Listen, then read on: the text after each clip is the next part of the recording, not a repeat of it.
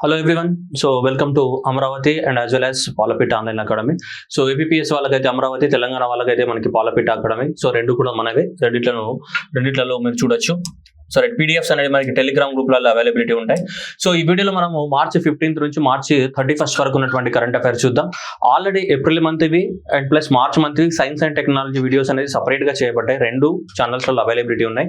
March and April science and technology videos separate గా ఉన్నాయి. And March 1st నుంచి 15th వరకు ఆల్రెడీ అవైలబిలిటీ ఉన్నాయి రెండు ఛానల్స్లలో మనకి. సో తెలంగాణ వాళ్ళకి ఇది పాలపిట్టలో అండ్ ఆంధ్రప్రదేశ్ వాళ్ళకి అమరావతిలో. ఓకే, నెక్స్ట్ ఇప్పుడు ఇవి మార్చ్ 15th నుంచి మార్చ్ 31st వరకు ఉన్నటువంటి చూద్దాం. ఎక్సెప్ట్ సైన్స్ అండ్ టెక్నాలజీ, ఎందుకంటే అవి సపరేట్ గా వీడియో ఉన్నాయి కాబట్టి అవి మీరు చూసుకోండి. ఓకేనా. First one Abel prize. మీ అందరికి తెలుసు ఈ ప్రైజ్ ని మనకి ఏదైతే ఏబుల్ ప్రైజ్ ఏదైతే ఉందో, సో ఈ ప్రైజెస్ ని Nobel prize of the world mathematics అంటాం. ఇది నార్వేజియన్ గవర్నమెంట్ ఇస్తారు. మ్యాథమెటిక్స్ కి అయితే ఎవరైతే ఎక్కువ సర్వీస్ చేస్తారో వాళ్ళకి ఇస్తారు అనమాట, మీలాంటి వాళ్ళకంటే. ఓకేనా, అలాంటి వాళ్ళకి నాకు మ్యాథ్స్ రాదు. సో కాబట్టి 2003లో ఈ అవార్డు అనేది ఎస్టాబ్లిష్మెంట్ చేయడం జరిగింది. ఎవరు? నార్వేజియన్ గవర్నమెంట్ అనేది ఇవ్వడం జరుగుతుంది. ఇది ఏబుల్ ప్రైజెస్ ఎవ్రీ ఇయర్ ఇవ్వడం జరుగుతుంది. సో నార్వేజియన్ గవర్నమెంట్ అనేది ఈ సంవత్సరం కానీ తీసుకుంటే మనకి మైకెల్ పియరీకి రావడం జరిగింది. ఫ్రెంచ్ దేశానికి చెందిన అతను. Very important. ఏ దేశం? ఫ్రెంచ్ దేశానికి చెందినటువంటి ఎవరికి? మైకెల్ పీరీకి రావడం జరిగింది. మీరు మొత్తం నేమ్ గుర్తుపెట్టుకుంటా అంటే అది ఏమైతుందంటే మనకి మన బ్రెయిన్ లో ఏమైతే తారే జమీన్ పర్ ఇట్లా ఇంటికి వేసి కూర్చుంటాయి. అర్థమైనా? అట్లా చేయకండి, మొత్తం పేరు గుర్తుండాలి. సో తారే జమీన్ పర్ కాదు, భూమిపైనే ఉండండి. సో కాబట్టి ఇక్కడ ఏంటి చేసి మైకెల్ పియరీ అని గుర్తుపెట్టుకుంటే సరిపోతుంది. ఓకేనా. సో మైకెల్ ఏంటి? Pierre. So Michael Pierre. So లేదంటే MAB. ఓకేనా. మైకెల్ కి ఏమొచ్చింది? ఏబుల్ ప్రైజ్ వచ్చింది. సో కాబట్టి మీరు ఇట్లా గుర్తుపెట్టుకోండి, మ్యాబ్ అని గుర్తుపెట్టుకోండి, లేదా MBA అని గుర్తుపెట్టుకో, మీ ఇష్టం ఏదన్నా గుర్తుపెట్టుకో. ఏబుల్ ప్రైజ్ మైకెల్ కి వచ్చింది, లేదంటే మ్యాబ్ అని గుర్తుపెట్టుకో. సో ఏబుల్ ప్రైజ్ వరకు వచ్చింది మైకెల్. సో మైకెల్ ఒక పదం చాలు మనకి. ఏంటి? మైకెల్. ఏ దేశం? ఫ్రాన్స్ దేశం. సో ఇతను కనుక తీసుకుంటే 72 సంవత్సరాలు. ఇతను 27వ పర్సన్ అనమాట. ఈ ప్రైజ్ తీసుకుంటున్నటువంటి 27వ పర్సన్. ఓవరాల్ గా ఫ్రెంచ్ దేశం వాళ్ళని తీసుకుంటే 5వ ఫ్రెంచ్ పర్సన్. ఓవరాల్ గా తీసుకుంటే 27వ పర్సన్. ఫ్రెంచ్ దేశం తీసుకుంటే మనకి 5th పర్సన్. మరి దాని కాంట్రిబ్యూషన్ ఏంటిదంటే మనకు తెలియదు అనమాట. అంటే తెలియదంటే పదాలు కూడా మనం కొత్త వింటున్నాము. మ్యాథమెటిక్స్ మీకు బాగా వచ్చి ఉంటే, మీరు ఎవరైనా ఇట్లా సారజమిన్ పర్ మీకు ఎవరైనా ఇంటికి లేచి ఉంటే మీరు చూసుకోండి. ఓకేనా. సో ఏంటిదంటే అంటే ఇతని కాంట్రిబ్యూషన్ ఏంటిదంటే మనకి supreme of the word stochastic process అంట, and concentration of the word measures అంట, అండ్ నెక్స్ట్ అయితే స్పిన్ క్లాస్ థియరీ అంట. ఇవన్నీ ఇతను కూడా కాంట్రిబ్యూషన్స్. ఈ కాంట్రిబ్యూషన్స్ చేసినందుకు గాను మొత్తం మనకి మైకెల్ పియరీకి రావడం అనేది జరిగింది.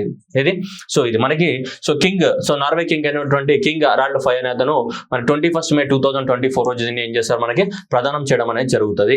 దేన్ని? సో ఏబుల్ ప్రైజ్ అనేది ఎవరిస్తారు? నార్వేజియన్ గవర్నమెంట్ అనేది ఇవ్వడం జరుగుతుంది సిన్స్ 2003 ఇయర్ నుంచి.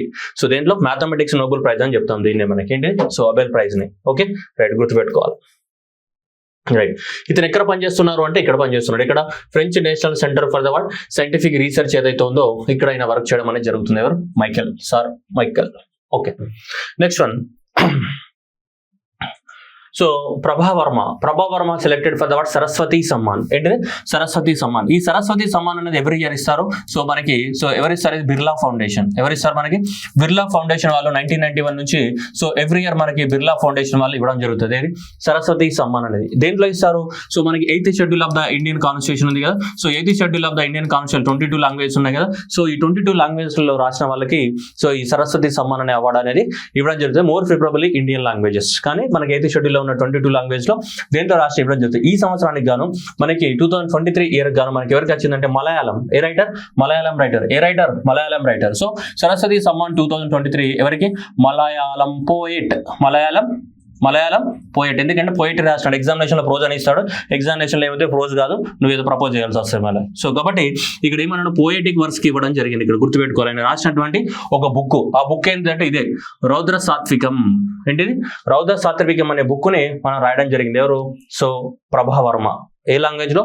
మలయాళం లాంగ్వేజ్ లో రౌద్ర సాత్వికం అనే సో ఈ బుక్ రాయడం జరిగింది. సో ఈ బుక్ అంతా కూడా ఏంటిది? Poetic works. ఓకేనా. ప్రోజ్ కాదు, పోయిటిక్ అంటే పద్యాల రూపంలో ఉంటుంది.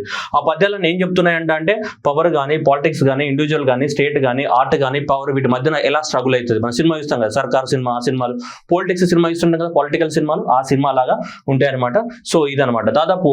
సో మనకి 2012లో ఈ బుక్ రాస్తే ఇప్పుడు దాదాపు 12 సంవత్సరాల తర్వాత ఈ అవార్డు అనేది గెలవడం జరిగింది. సో కేరళ లిటరేచర్ కి సంబంధించిన ఎవరు?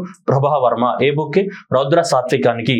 అదేంటిది? పోయిటిక్ వర్స్ అది. ఓకేనా, అర్థమైందా? ఇక్కడనే పోతుంది. పోయిటిక్ వర్స్ అనే పద్యాల రూపంలో ఉంటుంది అది. ఓకేనా. ఎవరిస్తారు? Birla foundation. Next journalist Greeshma and Ritika. So Greeshma and రితికాకి ఏమి ఇచ్చారు మనకి, చమేలి దేవి జైన్ అవార్డు. ఎవరు ఈ చమేలి దేవి అంటే ఫ్రీడమ్ ఫైటర్. చమేలి దేవి గారు freedom fighter. So freedom fighter, ఈ చమేలి దేవి ఫ్రీడమ్ ఫైటర్ నేమ్ ఆధారంగా మీడియా ఫౌండేషన్ అనే ఒక ఆర్గనైజేషన్ 1980లో ఈ అవార్డుని ఎస్టాబ్లిష్మెంట్ చేయడం జరిగింది. ఈ చమేలి దేవి అవార్డు ఎవరు ఇస్తారు మనకి, మీడియా ఫౌండేషన్ వాళ్ళు ఇవ్వడం అనేది జరుగుతుంది. సో మీరు చూడొచ్చు ఇక్కడ Chameli Devi is a freedom fighter. So this award was set up by the media foundation in the 1980లో ఈ అవార్డు అనేది సెటప్ చేయడం జరిగింది. ఎవరికి ఇస్తారు ఈ అవార్డు అంటే మీడియా రంగంలోనే ఇవ్వడం జరుగుతుంది, అన్ని ఫీల్డ్లలో కాదు.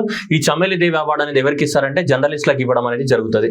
ఓకేనా రైట్. ఈ సంవత్సరానికి గాను సో ఈ మీడియా ఫౌండేషన్ అనేది ఎవరికి ఇచ్చింది అంటే, సో చమేలి దేవి అవార్డ్స్ ఇద్దరికి ఇచ్చింది. ఒకటి గ్రీష్మ కుతార్ అండ్ రెండోది ఎవరు, రితికా చోప్రా. సో కాబట్టి మనకు మొత్తం గుర్తున్నది కాబట్టి ఏంటిది ఇక్కడ గ్రీష్మకి అండ్ నెక్స్ట్ ఎవరికి రితికాకి ఇద్దరికి ఏ అవార్డు వచ్చింది మనకి, చమేలి దేవి జైన్ అవార్డు వచ్చింది. ఇది ఏ అవార్డు, ఇది జర్నలిస్ట్లకు ఇచ్చే అవార్డు. చమేలి దేవి అవార్డు అనేది జర్నలిస్ట్లకి మీడియా ఫౌండేషన్ వాళ్ళు ఇవ్వడం అనేది జరుగుతుంటుంది.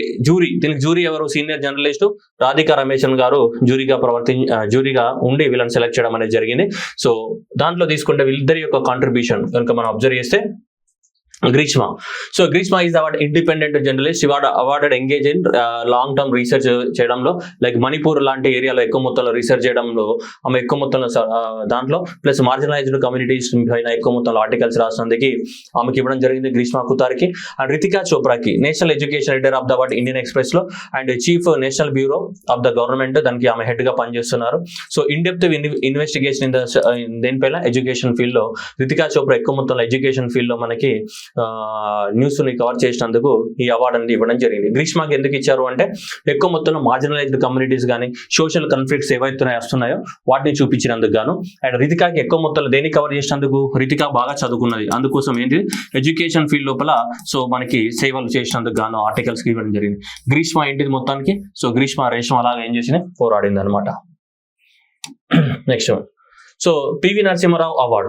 సో ఇది పివి నరసింహారావు ఫౌండేషన్ వాళ్ళు ఇవ్వడం జరుగుతుంది. So PV Narasimha Rao memorial award for the philanthropic work, అంటే సమాజ సేవ చేసే దాన్ని ఏమంటాం, ఫిలాంథ్రోపిక్ వర్క్ అంటాము. సో ఈ అవార్డు అనేది మనకి ముంబైలో ప్రధానోత్సవం అని జరిగింది. సో మనకి పివి నరసింహారావు గారికి ఫిబ్రవరి 9 రోజు భారతరత్న కూడా అనౌన్స్మెంట్ చేయడం జరిగింది. That is PV Narasimha Rao memorial award. So అనేది ఈ ఫౌండేషన్ వాళ్ళు ఇవ్వడం జరుగుతుంది. ఎవరికి ఇచ్చారు అంటే రతన్ టాటా గారికి ఇవ్వడం జరిగింది. ఎవరికి, రతన్ టాటా గారికి సో ఈ అవార్డు ఇవ్వడం అనేది జరిగింది మనకి, PV Narasimha Rao memorial award. Next PM Modi received the award డ్రంకింగ్ గ్లాపో భూటాన్స్. ఈ డ్రంకింగ్ గ్లాపో అని ఉంది కదా, సో ఈ అవార్డు అనేది భూటాన్ యొక్క హైయెస్ట్, మన దేశంలో భారతరత్న ఎట్లయితే హైయెస్ట్ అవార్డు అట్లాగే వీళ్ళ దేశంలో హైయెస్ట్ అవార్డు ఇదే అనమాట. ఎవరు, భూటాన్ దేశం ఇచ్చేటువంటి హైయెస్ట్ అవార్డు. అయితే ఈ భూటాన్ దేశం ఇచ్చే హైయెస్ట్ అవార్డు అనేది నరేంద్ర మోదీకి ఇప్పుడు అనౌన్స్మెంట్ చేయలేదు, మనకి 2021 సంవత్సరంలోనే అనౌన్స్మెంట్ చేశారు. కానీ ఈ మధ్య కాలంలో మనకి మార్చి మంత్ లో మోదీ భూటాన్ విజిట్ చేయడం ద్వారా ఇప్పుడు ప్రదానం చేయడం జరిగింది. But it was the award given for the year 2021 కి ఇచ్చారు. ఎగ్జామినేషన్ లో ఇదే మనకి ఏమైతే నోట్లంతా మనబడుతుంది. సో జాగ్రత్తగా గుర్తుపెట్టుకోవాలా. సో కాబట్టి సో ఇది ఎప్పుడు అనౌన్స్మెంట్ చేశారు అంటే 2021 ఇయర్ కి అనౌన్స్మెంట్ చేయడం జరిగింది. ఏ ఇయర్ కి, 2021 లోనే అనౌన్స్మెంట్ చేశారు మనకి లాంగ్ బ్యాక్. కానీ మన మోదీ ఆ తర్వాత వెళ్ళలేదు, తీసుకోలేదు. సో ఇప్పుడు వెళ్ళడం జరిగింది కాబట్టి మళ్ళీ ఇప్పుడు తీసుకోవడం అనేది జరిగింది మనకి. సో ఇది వాంగ్చుక్ మన king of the Bhutan honoured with award heart of the డ్రంకింగ్ గ్లాపో, that is the Bhutan's highest civilian award. అనేది రావడం. సో ఈ became the first foreign head government. So ఒక ఫారిన్ గవర్నమెంట్ కి ఇవ్వడం అనేది ఇదే మొదటిసారి అనమాట. టోటల్ గా ఓవరాల్ గా తీసుకుంటే మనకి he was the 4th person ever to receive this honors మనకి. ఓకేనా right. Next one, university of the Mauritius. మనకి ద్రౌపది ముర్ము గారు మారిషస్ దేశం యొక్క సో ఏమంటారు మనకి నేషనల్ డే సెలబ్రేషన్ లో పార్టిసిపేట్ చేయడానికి మనకి ఎట్లయితే 15 ఆగస్టు ఉంటుందో వాళ్ళకు కూడా అట్లనే ఉంటుంది. సో అట్లా మారిషస్ యొక్కది ఎప్పుడంటే మనకి మార్చి 12th రోజు. సో మార్చి 12th రోజు మనకి 15th నేషనల్ డే సెలబ్రేషన్స్. ఎప్పుడు, మార్చి 12th. ఏ దేశంలో, మారిషస్ దేశంలో మార్చి 12th రోజు వాళ్ళ యొక్క ఏం జరిగినాయి, నేషనల్ డే సెలబ్రేషన్ జరిగినాయి. ఆ నేషనల్ డే సెలబ్రేషన్స్ కి మనకి చీఫ్ గెస్ట్ గా అటెండ్ అవ్వడం అనేది జరిగింది. సో అడుగుతారు, సో మన ద్రౌపది ముర్ము గారు ఏ దేశం యొక్క నేషనల్ డేకి చీఫ్ గెస్ట్ గా అటెండ్ అయ్యారంటే మారిషస్. ఎప్పుడు, మార్చి 12th ఆఫ్ ద 2024 రోజు. ఓకే, ఆమె ఇలా మరి అంతకుముందు ఏమైనా ప్రెసిడెంట్ వెళ్ళారంటే వెళ్ళారు. 6వ ప్రెసిడెంట్ అన్నమాట. మారిషస్ యొక్క నేషనల్ డే సెలబ్రేషన్స్ ని అటెండ్ అయినటువంటి 6వ రాష్ట్రపతి ఎవరు అంటే Droupadi Murmu thumbs up. Okay right. So కాబట్టి that is the so national day of the president. అయితే మేడం ఇట్లా పోయింది కదా, ఇగో 6వ భారత రాష్ట్రపతి అనమాట. 6th ఇండియన్ ప్రెసిడెంట్ ఎక్కడ అటెండ్ అయింది, మారిషస్. ఓకే, పోయినప్పుడు ఏం చేస్తారు, మళ్ళీ ఏదో ఒకటి ఆనర్ ఇవ్వాలి కదా, అరే మేడం వచ్చింది, మరి మేడం ముత్తు చేతులతో పంపిస్తే ఏమవుతుంది, ఏముండదు పాపం, మేడంకి ఏముంటాయి, గాజులు మాత్రమే ఉంటాయి. సో అట్లా మళ్ళీ గాజుల సపోర్ట్ రావద్దు అంటే మరి ముత్తు చేతులతో కొంచెం బరువుగా పంపించాలి. అందుకని చెప్పేసి ఏం చేశారంటే ఒక డిగ్రీ ఇచ్చేసారు, మేడం లేలో आपको दे रहे అని చెప్పేసి డిగ్రీ दे दिए. कौन दे दिए ये वाला, कौन ఎవరు వాళ్ళు, university of the Mauritius. University of the Mauritius ఏం చేసిందంటే ఒక డాక్టరేట్ డిగ్రీని ఇచ్చింది. ఎవరికి, ద్రౌపది ముర్ము గారికి డాక్టరేట్ డిగ్రీని ఇచ్చింది. That is doctorate of the word civil law. ఏంటిది, doctorate of the word civil law అనేది ఒక డిగ్రీని, హానర్ డిగ్రీని మనకి ఇవ్వడం అనేది జరిగింది. ఏ యూనివర్సిటీ ఇచ్చింది, university of the word Mauritius. ఇది యూనివర్సిటీ ఆఫ్ ద మారిషస్ అనేది ఇవ్వడం జరిగింది. మారిషస్ కి ఇండియాకి మధ్యన సంబంధాలను బలోపేతం చేసినందుకు గాను ఆమెకి యూనివర్సిటీ ఆఫ్ ద మారిషస్ వాళ్ళు ద్రౌపది ముర్ము గారికి ఏమి ఇవ్వడం జరిగింది మనకి. సో ద్రౌపది ముర్ముకి మనకి ఏమి ఇచ్చారు, సో డిగ్రీ ఆఫ్ ఆనర్ అనేది ఇవ్వడం జరిగింది. సో డాక్టరేట్ డిగ్రీని ఇవ్వడం జరిగింది. మారిషస్ యూనివర్సిటీ డాక్టరేట్ డిగ్రీని ఇచ్చింది. Okay, next moving on to next one. Election commission of India appointed the Sheetal Devi as a national icon in the physically disabled category. మనకు general గా ఏముంటే అవేర్నెస్ క్రియేట్ చేస్తామా లేదా అందరికీ, అంటే అంబాసిడర్స్ అంటాం కదా, అట్లాగే ఫిజికల్ డిసేబుల్డ్ పీపుల్ కూడా సో ఎలక్షన్స్ గురించి అవేర్నెస్ ని క్రియేట్ చేయడానికి కోసము మనకు శీతల్ దేవి ఎవరైతే పారా ఆర్చరీ ఉన్నారో, ఎవరు ఆమె పారా ఆర్చరీకి చెందినటువంటి మనకి అర్జున అవార్డు విన్నర్ కూడా. సో ఆమె national icon in the persons with disability కేటగిరీగా మనకి ఎలక్షన్ కమిషన్ ఆఫ్ ఇండియా మనం అపాయింట్ చేసింది. దేనికోసం, ఎలక్షన్స్ గురించి అవేర్నెస్ ని క్రియేట్ చేయడానికి కోసము. ఎలక్షన్ నుంచి ఏంటిది, సో ఏంటిది అవేర్నెస్ ని క్రియేట్ చేయడానికి కోసం. ఓకేనా, సో వెరీ ఇంపార్టెంట్. సో మనకి ఆల్రెడీ తెలుసు మనకి, so Rajiv Kumar is the chief election commission of the India. Okay, next Gyanesh Kumar and Sukhbir Singh Sandhu ఇద్దరు ఎవరు, వాళ్ళు ఎలక్షన్ కమిషనర్స్, మీ అందరికీ తెలుసు అది. ఓకేనా, రైట్. అంబాసిడర్ అన్నమాట, ఎలక్షన్స్ గురించి ఏం చేయడానికి, ప్రచారం చేయడానికి కోసం. Next moving on to the, so మీకు ఇష్టమైనటువంటి హీరోయిన్ కాదు, రైట్. సో క్రిస్టినా, ఆమె పేరు మొత్తం గుర్తుపెట్టుకుంటే మనకు గుర్తుండదు. మొత్తం గుర్తుపెట్టుకున్నాం అంటే ఏమైతే ఆమె మొత్తం చరిత్ర అంతా చదవాలి మనం. సో ఆమె చరిత్ర అవసరం లేదా, మోహన్ చూసేయాలి, ఎందుకంటే మిస్ వరల్డ్ కదా, మోహన్ చూసేయాలి మనం. ఓకే, బాగుందా, చూసుకోండి ఒకసారి. సో ఈమె పేరేంటి, క్రిస్టినా. ఎవరు, క్రిస్టినా. ఎక్కడి నుంచి, ఇది చాలా ఇంపార్టెంట్, ఎక్కడ, చెక్ రిపబ్లిక్. ఓకేనా, చెక్ రిపబ్లిక్ నుంచి ఏ అవార్డు గెలుచుకుందంట చూడండి, మిస్ వరల్డ్ 2024. ఈ అందాల రాశుల పోటీలు, మిస్ వరల్డ్ 2024 అందాల రాశుల పోటీలు ఎక్కడ జరిగాయి అంటే జనరల్ గా లాస్ ఏంజల్స్ లోనే ఎన్నో జరుగుతాయి, కానీ ఈసారి మాత్రం ఎక్కడ జరిగినాయి, ముంబైలో జరిగినాయి. ఎక్కడ, so Jio world convention centre ఎక్కడ, ముంబై మహారాష్ట్రలో జరగడం జరిగింది. ఓకేనా, యాస్మిన్. సో యాస్మిన్ ఆ లెబనాన్ నుంచి ఎవరైతే ఉన్నారో ఆమె ఫస్ట్ రన్నర్ అప్ గా నిలవడం జరిగింది. సో క్రిస్టినా ఎవరైతే ఉన్నారో ఆమె ఏ దేశం నుంచి, మనకి చెక్ రిపబ్లిక్ నుంచి.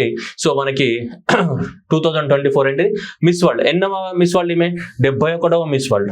ఏంటిది, 71వ మిస్ వరల్డ్. ఇంకొక నెక్స్ట్ ఇయర్ కి ఏమైతుంది, గుండె 71 కొట్టుకుంటుంది ఈమె, 71 ఆమె. నెక్స్ట్ ఇయర్ కి 72 ఆమె అయింది. ఎవరు అవుతారో మనకు తెలియదు, కానీ ప్రస్తుతానికి ఈమె ఎవరు, క్రిస్టినా చొక్కోసోవా was crowned by the what, Poland's Karolina Bielawska. ఈమె లాస్ట్ ఇయర్ కాబట్టి ఆమె ఇవ్వడం అనేది జరిగింది.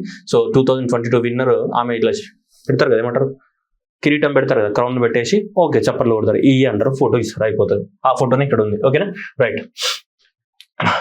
ఎవరెవరు హోస్ట్ చేశారు దీన్ని, చాలా అద్భుతమైన పర్సన్ హోస్ట్ చేశాడు దీన్ని, మీకు తెలుసా, కరణ్ జోహార్. ఓకేనా, so Karan Johar, so Bollywood filmmaker Karan Johar and Miss World 2013 వచ్చేసి మేఘనా యంగ్. వీళ్ళిద్దరు కలిసి ఈ ప్రోగ్రామ్ హోస్ట్ చేయడం అనేది జరిగింది. ఎవరు, కరణ్ జోహార్. 112 మంది దేశాల నుంచి పార్టిసిపేట్ చేయడం అనేది జరిగింది. ఓకేనా, సో ఇక తీసుకుంటే ఇంకా వేరే కూడా సెలెక్ట్ చేశారనమాట మనకి.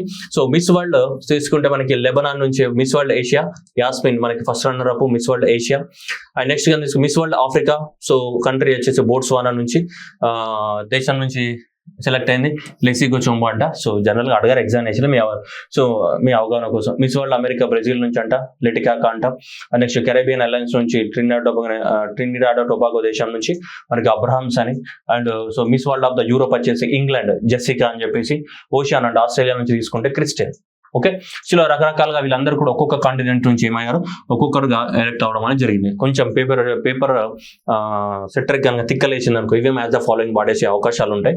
సో కాబట్టి అందువల్ల కొంచెం గుర్తుపెట్టుకోండి, మనకి పేపర్లో పేర్లు ఇస్తే కానీ మనకి ఆటోమేటిక్గా అర్థం అవ్వాలా. బ్రెజిల్ నుంచి ఎవరున్నారు, లెటీషియా. సో బ్రెజిల్ నుంచి ఎవరున్నారు మనకి, లెటీషియా. సో బ్రెజిల్ లాస్ట్ ఏమైతుంది, ఎల్ వస్తుంది కాబట్టి సో మీరు గుర్తుపెట్టుకోండి, బ్రెజిల్ ఇక్కడ లాస్ట్ ఎల్తో ఎండ్ అయింది కాబట్టి Leticia. Okay, Trinidad and Tobago Abraham. So కాబట్టి అది గుర్తుపెట్టుకోండి అట్లా. నెక్స్ట్ ఇంగ్లాండ్ అంటే మనకి జెసికా. సో ఈ జెసికా అనేది ఏంటిది, మనకి ఇంగ్లాండ్ దేశం నుంచి జెసికా ఉంది. ఆస్ట్రేలియా నుంచి ఎవరున్నారు మనకి, క్రిస్టియన్ అనేది. సో డిఫరెంట్ కాంటినెంట్స్ ఉన్నారు మనకి. ఆఫ్రికా నుంచి ఎవరున్నారు, లెసెగో ఉంది మనకి. ఓకేనా, సో జస్ట్ అలా మనకి ఎలక్ట్ అవ్వడం జరిగింది. సరే, వేరే పెద్ద విషయం లేదు ఇక్కడ. నెక్స్ట్ రిలయన్స్ ఫౌండేషన్ వచ్చిన వెంటనే నీతా అంబానీ ఎవరైతే ఉన్నారో నీతా అంబానీకి అవార్డు ఇచ్చారట. ఏంటిది? Beauty with a purpose humanitarian award అనేది నీతా అంబానీకి ఇవ్వడం అనేది జరిగింది. సరే, అదంతా సొల్లంతా అవసరం లేదు కానీ ఇది ఒక్కటి చాలు. సో ఇది ఏమైనా జస్ట్ అలా ఊహల్లోహంలో వివరిస్తూ అట్లా చూసుకోండి ఒకసారి. Next world happiness report.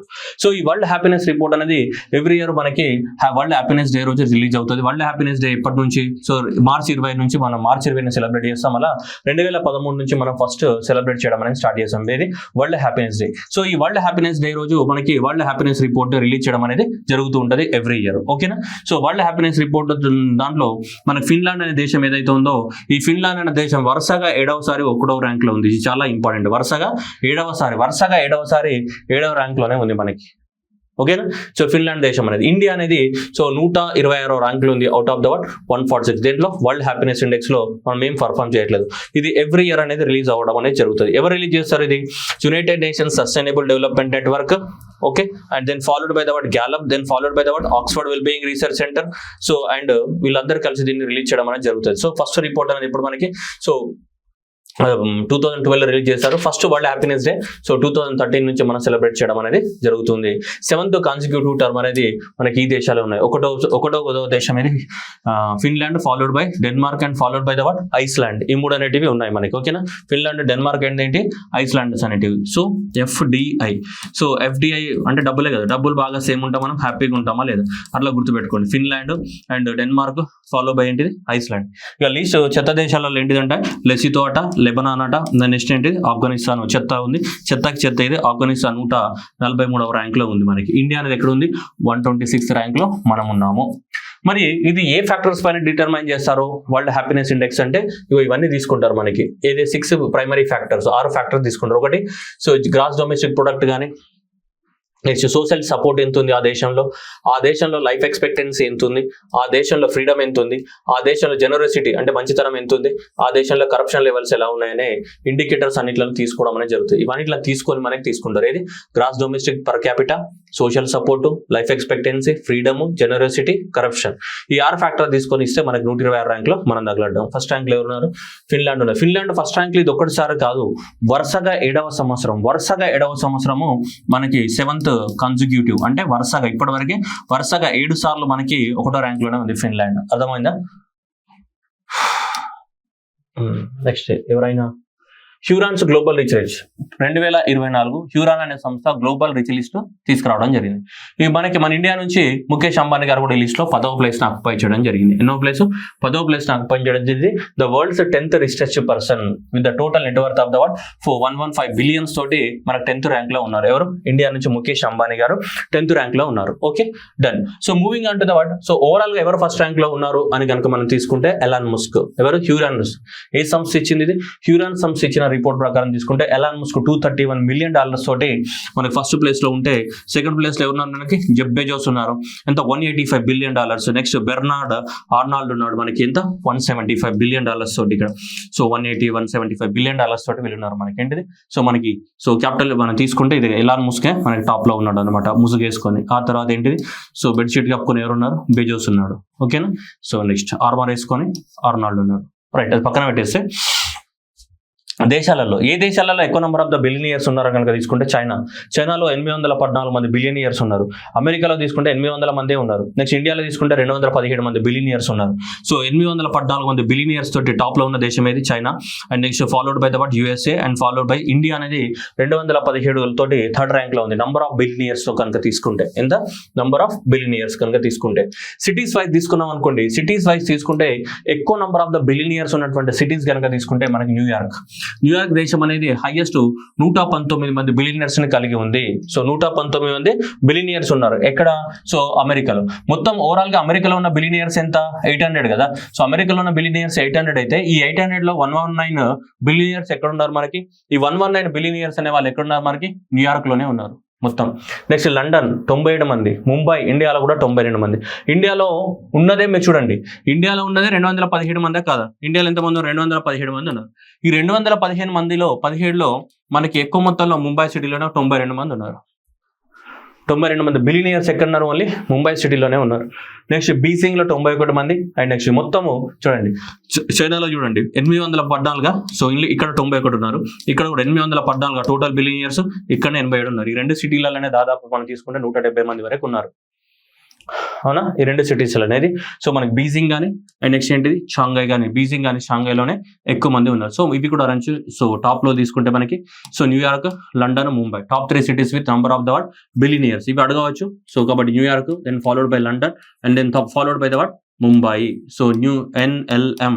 Okay, so New York, London. So వీళ్ళు ఏమున్నారు మనకి ఎక్కువ మొత్తంలో సో మనకి బిలియనియర్స్ ఉన్నటువంటి సిటీస్.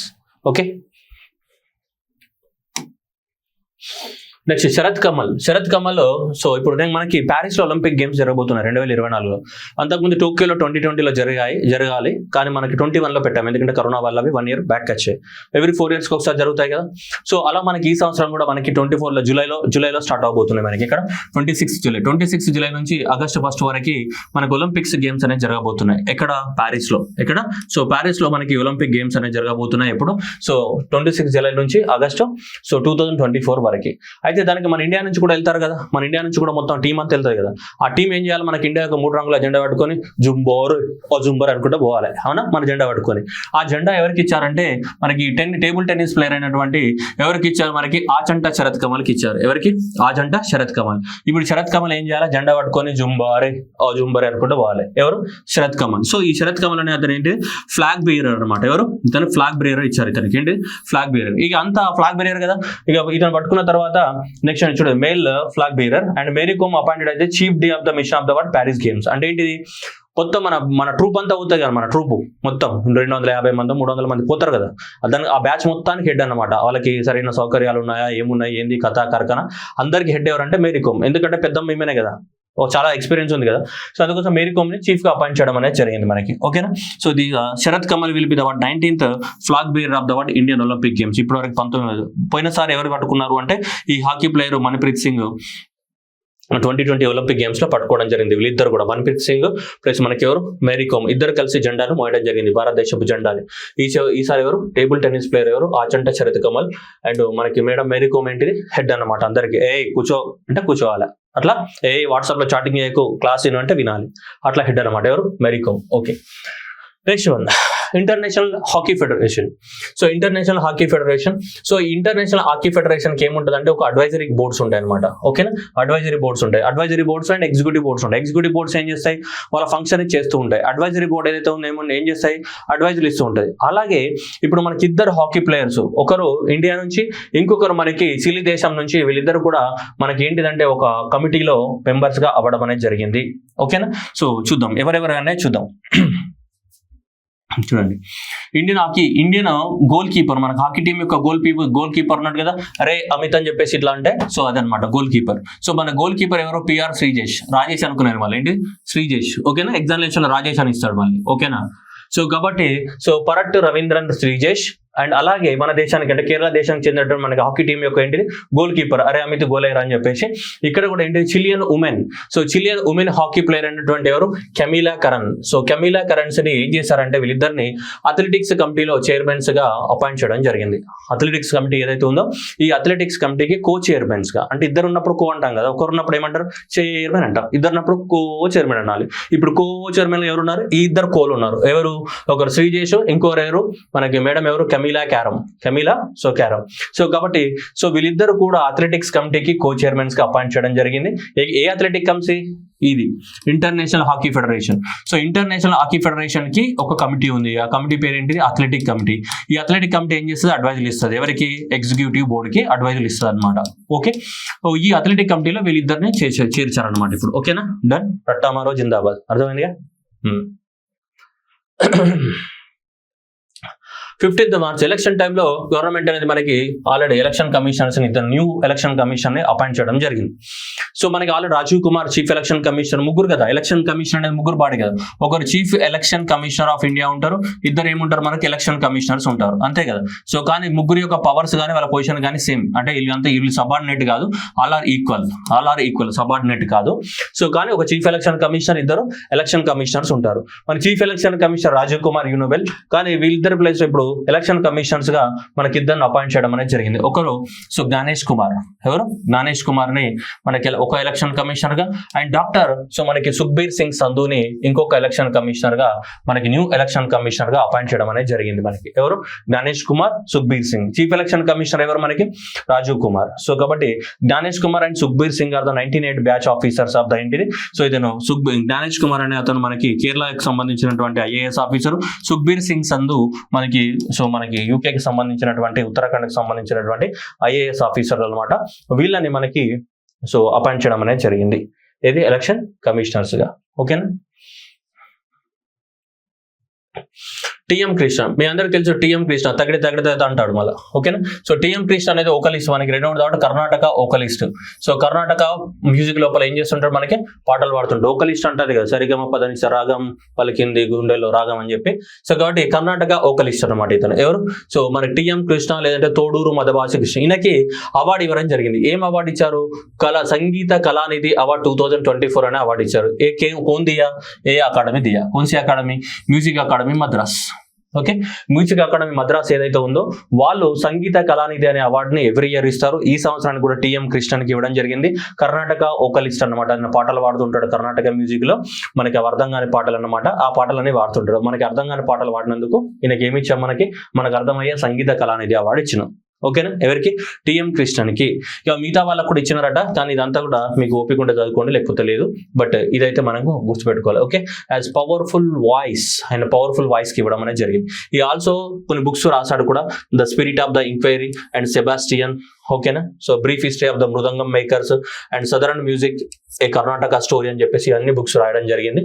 సో కాబట్టి అది గుర్తుపెట్టుకోరా. ఎవరికి, టిఎం కృష్ణకి. Sangita Kalanidhi award by Madras music academy. Mohammad Mustafa named as award prime minister of the Palestine authority. So Mustafa don't worry Mustafa మైహువా పాలస్తీనాకా ప్రెసిడెంట్ అని చెప్పేసి సో ఇది చెప్పినాడు. ఎవరు, మొహమ్మద్ ముస్తఫా. సో మొహమ్మద్ ముస్తఫాని మనకి పాలస్తీనా ప్రెసిడెంట్ గా అపాయింట్ చేయడం. ఆల్రెడీ ఇజ్రాయెల్ కి పాలస్తీనాకి గాజా దగ్గర అక్కడ యుద్ధం జరుగుతుంది కదా. సో దాంట్లో ఇవి ప్రైమ్ మినిస్టర్ అవ్వడం అనేది కొంచెం గొప్ప విషయమే. So Palestinian president Abbas appoints Mohammad Mustafa. So Palestine president ఇతనైతే ఎప్పటి నుంచో ఇతనే ఉన్నాడు. ఎవరు, మహమ్మద్ అబ్బాస్. చాలా రోజుల నుంచి ఇతనే ఉన్నాడు.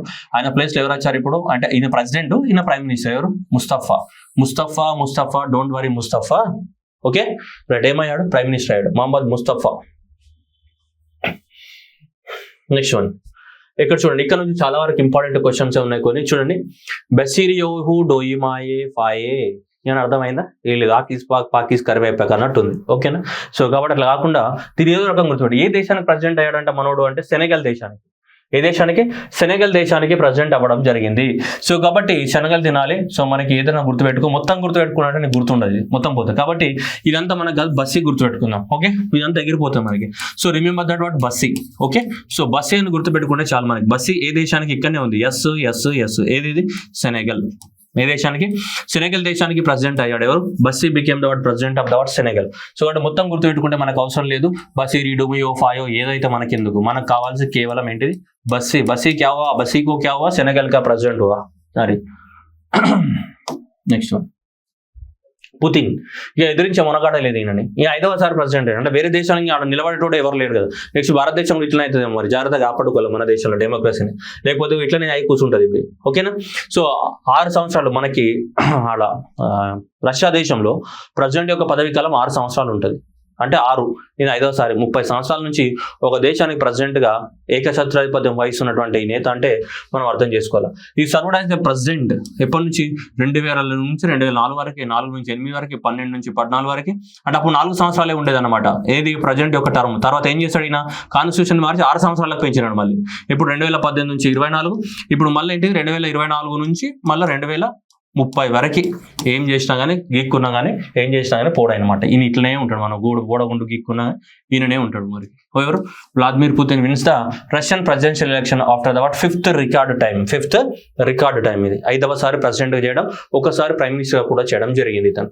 సో అంతకుముందు 4 సంవత్సరాల టెన్యూర్ ఉండేది, దాన్ని పెంచారు. లాస్ట్ ఇయర్ పెంచి 2018 నుంచి 24 6 సంవత్సరాలు, ఇప్పుడు 30 వరకు ఇతనే ఉంటాడు. Putin becomes the longest serving president of the Russia.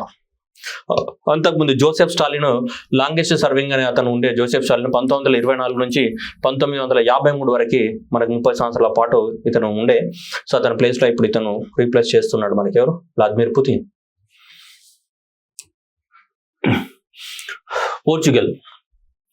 Portugal దేశానికి సంబంధించి the Portugal president Marcelo Rebelo de Sousa named as Luis Filipe Montenegro క్రొసాడో డిమోజర్. ఏమని అర్థమైంది, ఇంత పెద్ద పేరు ఉంది, ఇంత పెద్ద పేరు మనకెందుకు, ఓకేనా. సో కాబట్టి ఇక్కడ మనకు కావాల్సింది ఏంటంటే చిన్న అక్షరం బట్టి గుర్తుపట్టాలి ఎగ్జామినేషన్, అంతే కదా. లేకుంటే ఇంత పెద్ద పేరు పెట్టుకుని మనం ఏడ చదువుతాం, ఏడ గుర్తుంటే మనకి ఎంత ఎంబీఏలో మెమొరీ ఉంది, సగం వాట్సాప్లో ఉంటుంది, సగం వాట్సాప్ యూనివర్సిటీలో ఉంటుంది, ఇవన్నీ మనకి ఏడ గుర్తుంటాయి కదా. అందుకని నేను కూడా సొల్లు ఆపేస్తాను, డైరెక్ట్ పాయింట్కి వచ్చేద్దాం. సరే, ఇలా prime minister of the, so ఏ దేశం అని చెప్తున్నాడు, పోర్చుగల్ అని చెప్తున్నాడు, right. Prime minister of the ఏంటిది, ఇక్కడ ప్రైమ్ మినిస్టర్ ఏ దేశానికి, పోర్చుగల్ దేశానికి ప్రైమ్ మినిస్టర్ గా అయ్యాడు. ప్రెసిడెంట్ కాదు, ప్రైమ్ మినిస్టర్. ఎవరు, లూయి ఫిలిప్స్. వాళ్ళందరికీ తెలుసు, లూయి ఫిలిప్స్ బ్రాండ్ ఉంటుంది కదా. సో కాబట్టి ఇక్కడ మనకి లూయిస్, సో ఇది చాలు మనకి లూయిస్. సో లూయిస్ ఏ దేశానికి, మనకి పోర్చుగల్ దేశానికి. లూయిస్ ఎవరు, పోర్చుగల్ దేశం. సో లూయిస్ ఏదైతే ఉంది ఇతను పోర్చుగల్ దేశానికి ఏమయ్యారు, మనకి ప్రెసిడెంట్ అవ్వడం అనేది జరిగింది. ఎవరు, లూయిస్. కాబట్టి అది గుర్తుంటే చాలు మనకి, Luis. Okay, Portugal.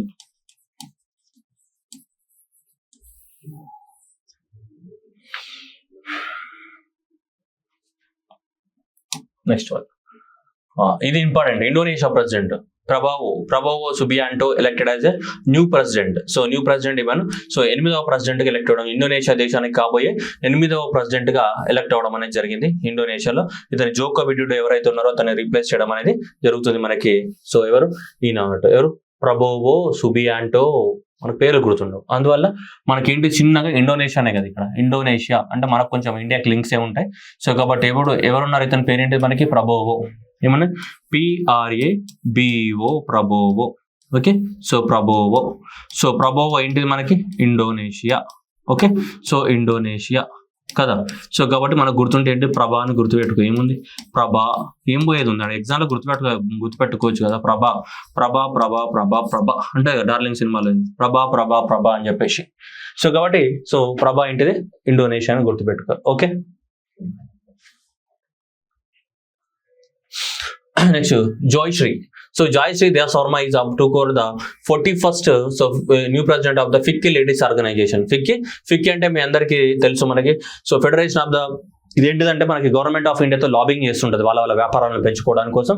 Federation of the Indian chambers of the commerce and industry and ladies కి స్పెషల్ గా ఉంది మనకి FICCI Ladies Organization.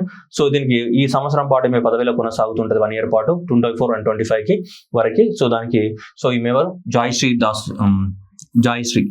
So Jayashree అనే ఆమె అపాయింట్ అవ్వడం జరిగింది. దీనికి FICCI Ladies Organization కి ప్రెసిడెంట్. ఇంతకుముందు సుధా శివకుమార్ ఉండే, సుధా శివకుమార్ ని రీప్లేస్ చేస్తూ ఈమె అపాయింట్ చేయడం అనేది జరిగింది.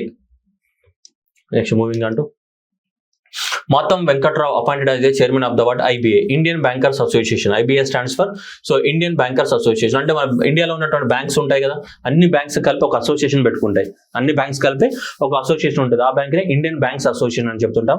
ఈ ఇండియన్ బ్యాంక్స్ అసోసియేషన్ కి మనకి ఇతను అపాయింట్ అవ్వడం జరిగింది. ఎవరు, మఠం వెంకట్రావు. సో మఠం Venkatrao is so chief executive managing director of the central bank of India. ఈ సెంట్రల్ బ్యాంక్ ఆఫ్ ఇండియాలో పనిచేస్తున్నాడు ఇతను.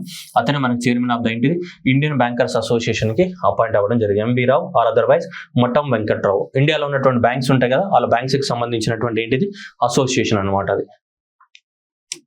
Next one, India's Kamal Kishore appointed as a United Nations Secretary General special representative for the which office? ఈ United nations disaster risk reduction office. United nation కి సంబంధించినటువంటి disasters వచ్చినప్పుడు కాపాడడానికి కోసం యునైటెడ్ నేషన్స్ కి ఒక ఆఫీస్ ఉంది. ఆ ఆఫీస్ పేరే ఇది United nations office for the disaster risk reduction. ఇది కూడా జెనీవాలోనే ఉంటుంది. సో ఇది ఈ United nations office for the disaster risk reduction. ఈ ఆఫీస్ అనేది మనకి హైయెస్ట్ ఆఫీస్ అనమాట. హైయెస్ట్ ఆఫీస్ ఫర్ ఎవరికి, యునైటెడ్ నేషన్స్ కి. దేనికి సంబంధించి హైయెస్ట్ ఆఫీస్, డిజాస్టర్ కి సంబంధించి. దేనికి సంబంధించి, డిజాస్టర్ కి సంబంధించినటువంటి హైయెస్ట్ ఆఫీసు. ఓకేనా. సో కాబట్టి సో ఇదన్నమాట ఇది. సో అతను దీనికి మనకి హెడ్గా ఇతను అపాయింట్ చేయడం జరిగింది అనమాట. So that is assistant secretary general and special representative to so that is disaster risk United nations office for the disaster risk reduction. So దీనికి ఇతన్ని so Kamal Kishore appointed as what United special representative గా appoint తీసుకున్నారు అనమాట. దేనికి special representative గా? ఈ organisation కి special representative గా మన సో ఇండియా అతను కమల్ కిషోర్ ని తీసుకోవడం అనేది జరిగింది. ఓకేనా. సో ఇతను ఇప్పుడు ప్రజెంట్ మనకి నేషనల్ డిజాస్టర్ మేనేజ్మెంట్ కి సెక్రటరీగా పనిచేస్తున్నాడు. మనకి నేషనల్ డిజాస్టర్ మేనేజ్మెంట్ కి హెడ్ ఎవరు ఉంటారు మనకి? So national disaster management authority ఎక్కడ ఉంటుంది మనకి? ఢిల్లీలో ఉంటుంది, right. So national disaster management, so ఈ నేషనల్ డిజాస్టర్ అథారిటీ ఢిల్లీలో ఉంటుంది కదా. దీనికి హెడ్ ఎవరు ఉంటారు మనకి? Prime minister. So prime minister of India will act as what? Chairman. So ఇతను చైర్మన్ యాక్ట్ చేయడం అనేది జరుగుతుంది. Prime minister of India will act as chairman for the what? National disaster so management authority. So దానికి secretary ఇతను ఇండియాలో పనిచేస్తున్నాడు. ఇతను international level కూడా వెళ్ళడం జరిగింది. ఇప్పుడు దీనికి United nation disaster risk reduction office కి సో ఒక స్పెషల్ రిప్రజెంటేటివ్ గా అపాయింట్ అవ్వడం జరిగింది. Morgan and Stanley. ఈ మోర్గన్ అండ్ స్టాన్లీ ఇట్లాంటివన్నీ standard and poor, Morgan and Stanley, S&P ఇవన్నీ రేటింగ్ ఏజెన్సీస్. ప్రతి ఎకానమీకి ఏమి ఇస్తాయి మనకి? రేటింగ్స్ ఇస్తాయి అనమాట. వాళ్ళ దేశంలో ఎలా జీడిపి గ్రో అవుతుందా, తగ్గుతుందా, పడుకున్నదా, లేచిందా, తెల్లారిందా, బెడ్షీట్ కప్పుకుందా, చాటింగ్ చేస్తుందా, ఇట్లాంటివన్నిట్ల గురించి స్టడీ చేస్తారు అనమాట. అంటే ఎకానమీలో ఏం జరుగుతుందని చెప్పేసి స్టడీ చేసే ఆర్గనైజేషన్స్ ఇవన్నీ కూడా. ఏవి? Morgan and Stanley. సో ఈ మోర్గన్ అండ్ స్టాన్లీ ఒక రిపోర్ట్ రాశారు. ఏంటిది? Building the stronger recovery. అంటే కరోనా నుంచి మనం ఇంకా రికవరీ, బిల్డింగ్ ఏ స్ట్రాంగర్ రికవరీ అని ఒక రిపోర్ట్ ని రిలీజ్ చేయడం జరిగింది. ఈ రిపోర్ట్ ప్రకారం భారతదేశం అనేది సో మనకి 2024-25 ఫినాన్షియల్ ఇయర్ కి మనకి 6.8% of the growth rate, GDP growth rate record చేస్తుందని చెప్పేసి మోర్గన్ అండ్ స్టాన్లీ అనేది ప్రెడిక్ట్ చేయడం జరుగుతుంది. అంతకుముందు 6.5 అనుకుంది, కానీ ఇప్పుడు పెంచడం జరిగింది. ఎంతకి? 6.8కి పెంచడం అనేది జరిగింది. So this Morgan and Stanley అనేది సో మనకి ఎంత? 6.8కి సో మనకి ఏం చేస్తుంది? రికార్డ్ చేయడం అనేది జరుగుతుంది. ఓకేనా. 6.8కి రికార్డ్ చేస్తారని చెప్పేసి మనకు చెప్తుంది Morgan and Stanley. Next one, standard and P. So according to the global outlook March 2024 ఇది ఎవరు రిలీజ్ చేశారు? సేమ్ ఇది కూడా ఏంటిది? Rating agency. కానీ ఎవరిది? Standard and poor. వీళ్ళు కూడా ఏం చెప్పారు? మళ్ళీ సేమ్ అదే ముచ్చట చెప్తున్నారు. ఇండియా ఫోర్కాస్ట్ ఎంత? 6.8 అని చెప్తున్నారు వీళ్ళు కూడా. మరి ఇంతకుముందు చెప్పిన మోర్గన్ అండ్ స్టాన్లీ కూడా ఏం చెప్పింది? 6.8. సో 2024 ఇది ఇద్దరు కూడా మోర్గన్ అండ్ స్టాన్లీ కానీ S&P కానీ అండ్ లేదంటే మోర్గన్ అండ్ స్టాన్లీ రెండు ఆర్గనైజేషన్స్ కూడా ఇండియాకి ఎంత ప్రెడిక్ట్ చేస్తున్నాయి? 6.8 గ్రోత్ రేట్ ఉండబోతుంది. సో దేనికి? 2024 అండ్ 25 సంవత్సరానికి మనకి ఇంత ఉండబోతుందని చెప్పడం జరుగుతుంది. మనకి ఇంత ఉండబోతుంది అని చెప్పి ప్రెడిక్ట్ చేయడం జరిగింది. ఏది? సో ఇదని కూడా. So that market intelligence India growth rate 6.8 రెండు కూడా. ఓకేనా. Moving on to the next one. MCX and JFX. MCX అంటే so multi commodity India exchange limited and JX అంటే Jakarta. So Jakarta futures. So వీళ్ళందరూ కూడా collaboration చేయడం అనేది జరిగింది. సో వీటిపైన ఎక్కువ మొత్తాలు ఏంటిది? స్టాక్ మార్కెట్ల పైన రీసెర్చ్ చేయడానికి కోసం. ఓకే. కమ్యూనిటీ ఎక్స్చేంజ్ అంటే ఏంటిది? స్టాక్ మార్కెట్లో ఒక భాగం అది. ఓకే. సో దాంట్లో భాగంగానే సో వీళ్ళిద్దరి మధ్యన సో ఏంటిది మనకి? సో రీసెర్చ్ కానీ, ఎడ్యుకేషన్ కానీ, ట్రైనింగ్ కానీ, అవేర్నెస్ క్రియేషన్ కానీ, మార్కెట్ డెవలప్మెంట్ కానీ, దేని గురించి? షేర్ మార్కెట్ గురించి. అండ్ అక్కడ ఉన్నటువంటి షేర్ మార్కెట్లో ఉన్నటువంటి కమోడిటీస్ గురించి, కమోడిటీస్ మార్కెట్ గురించి. నేను మళ్ళీ అడగకుండా, కమోడిటీస్ మార్కెట్ ఏంటంటే దాంట్లో వస్తువులు అమ్ముతూ ఉంటారు, కొంటూ ఉంటారు. ఇది ఆన్లైన్లో మనకి పెద్ద ట్రేడింగ్ ప్లాట్ఫామ్ అనమాట.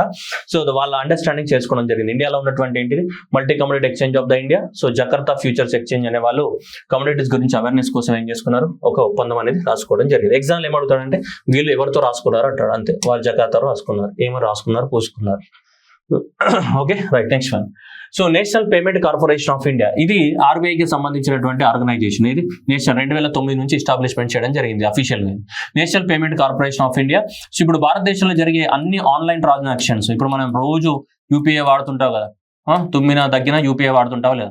మన భారతదేశంలో అన్ని ఆన్లైన్ ట్రాన్సాక్షన్స్ అనేది సో ఎవరి కంట్రోల్లో ఉంటాయి? వీళ్ళది. ఎవరు?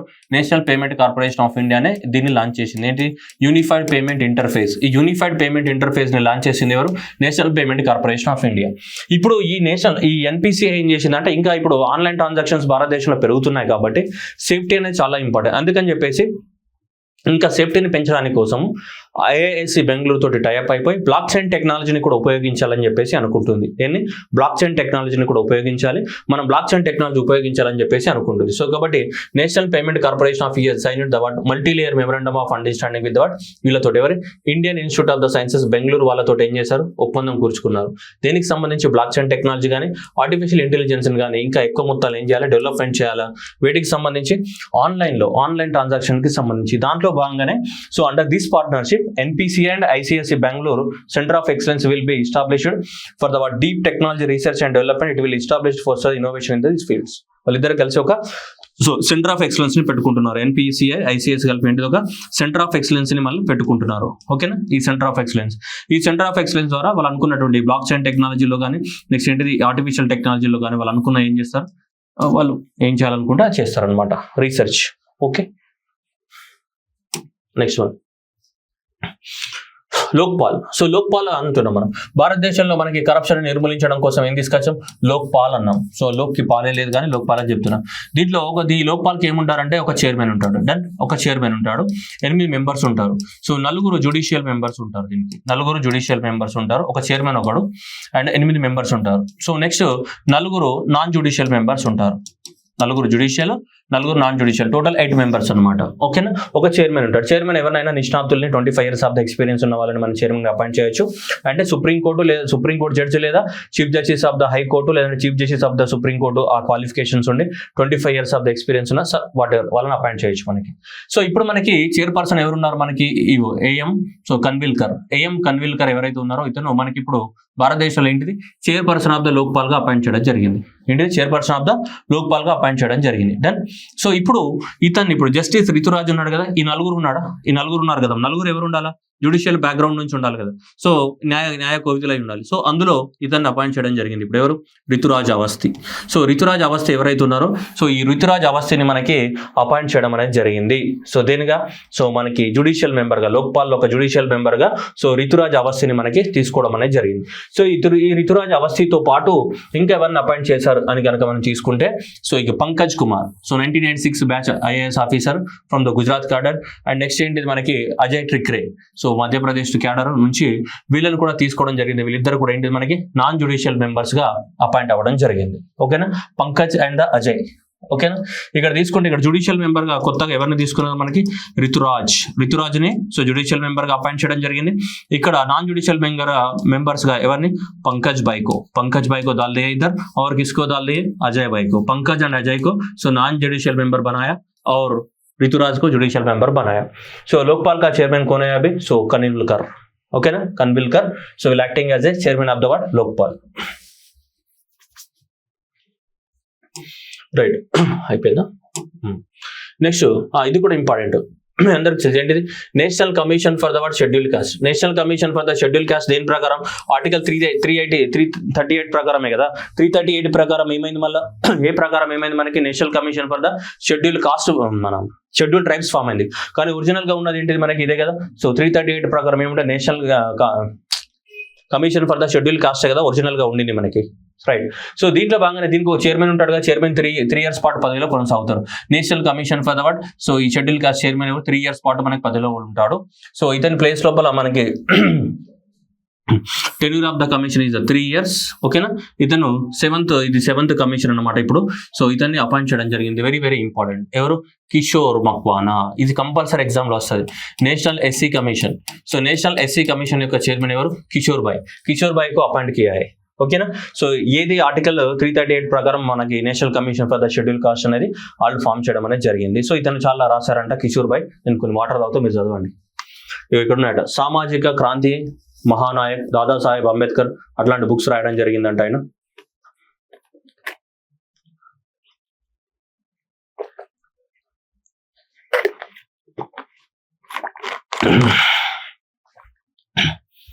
Okay, right, next one moving on. Israel aerospace industries opens it's industry subsidiary aerospace services India. So వీళ్ళు ఇజ్రాయెల్ వాళ్ళ యొక్క ఏరోస్పేస్ వాళ్ళు మన ఇండియాలో ఒక కంపెనీ పెట్టుకున్నారు. ఆ కంపెనీ పేరు ఏరోస్పేస్ సర్వీసెస్ ఇండియా.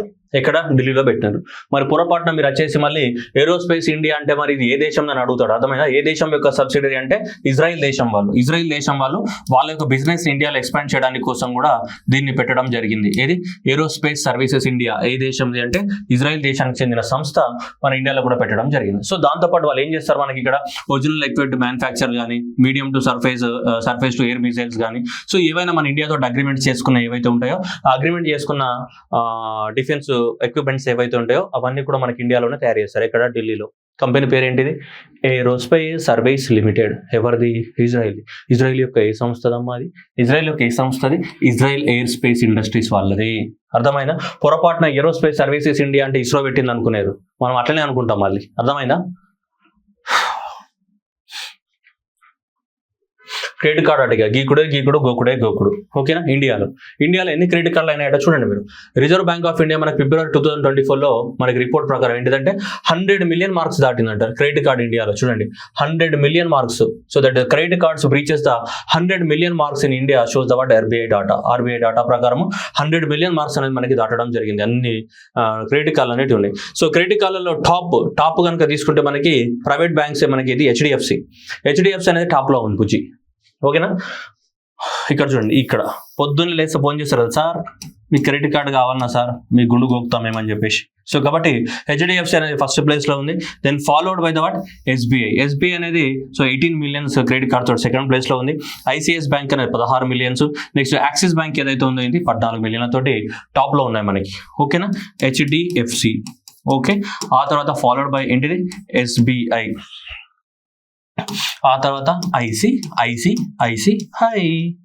ఆ తర్వాత యాక్సిస్ బ్యాంక్ ఉంది. ఏ కార్డు కావాలంటే ఆ కార్డు గిక్కో.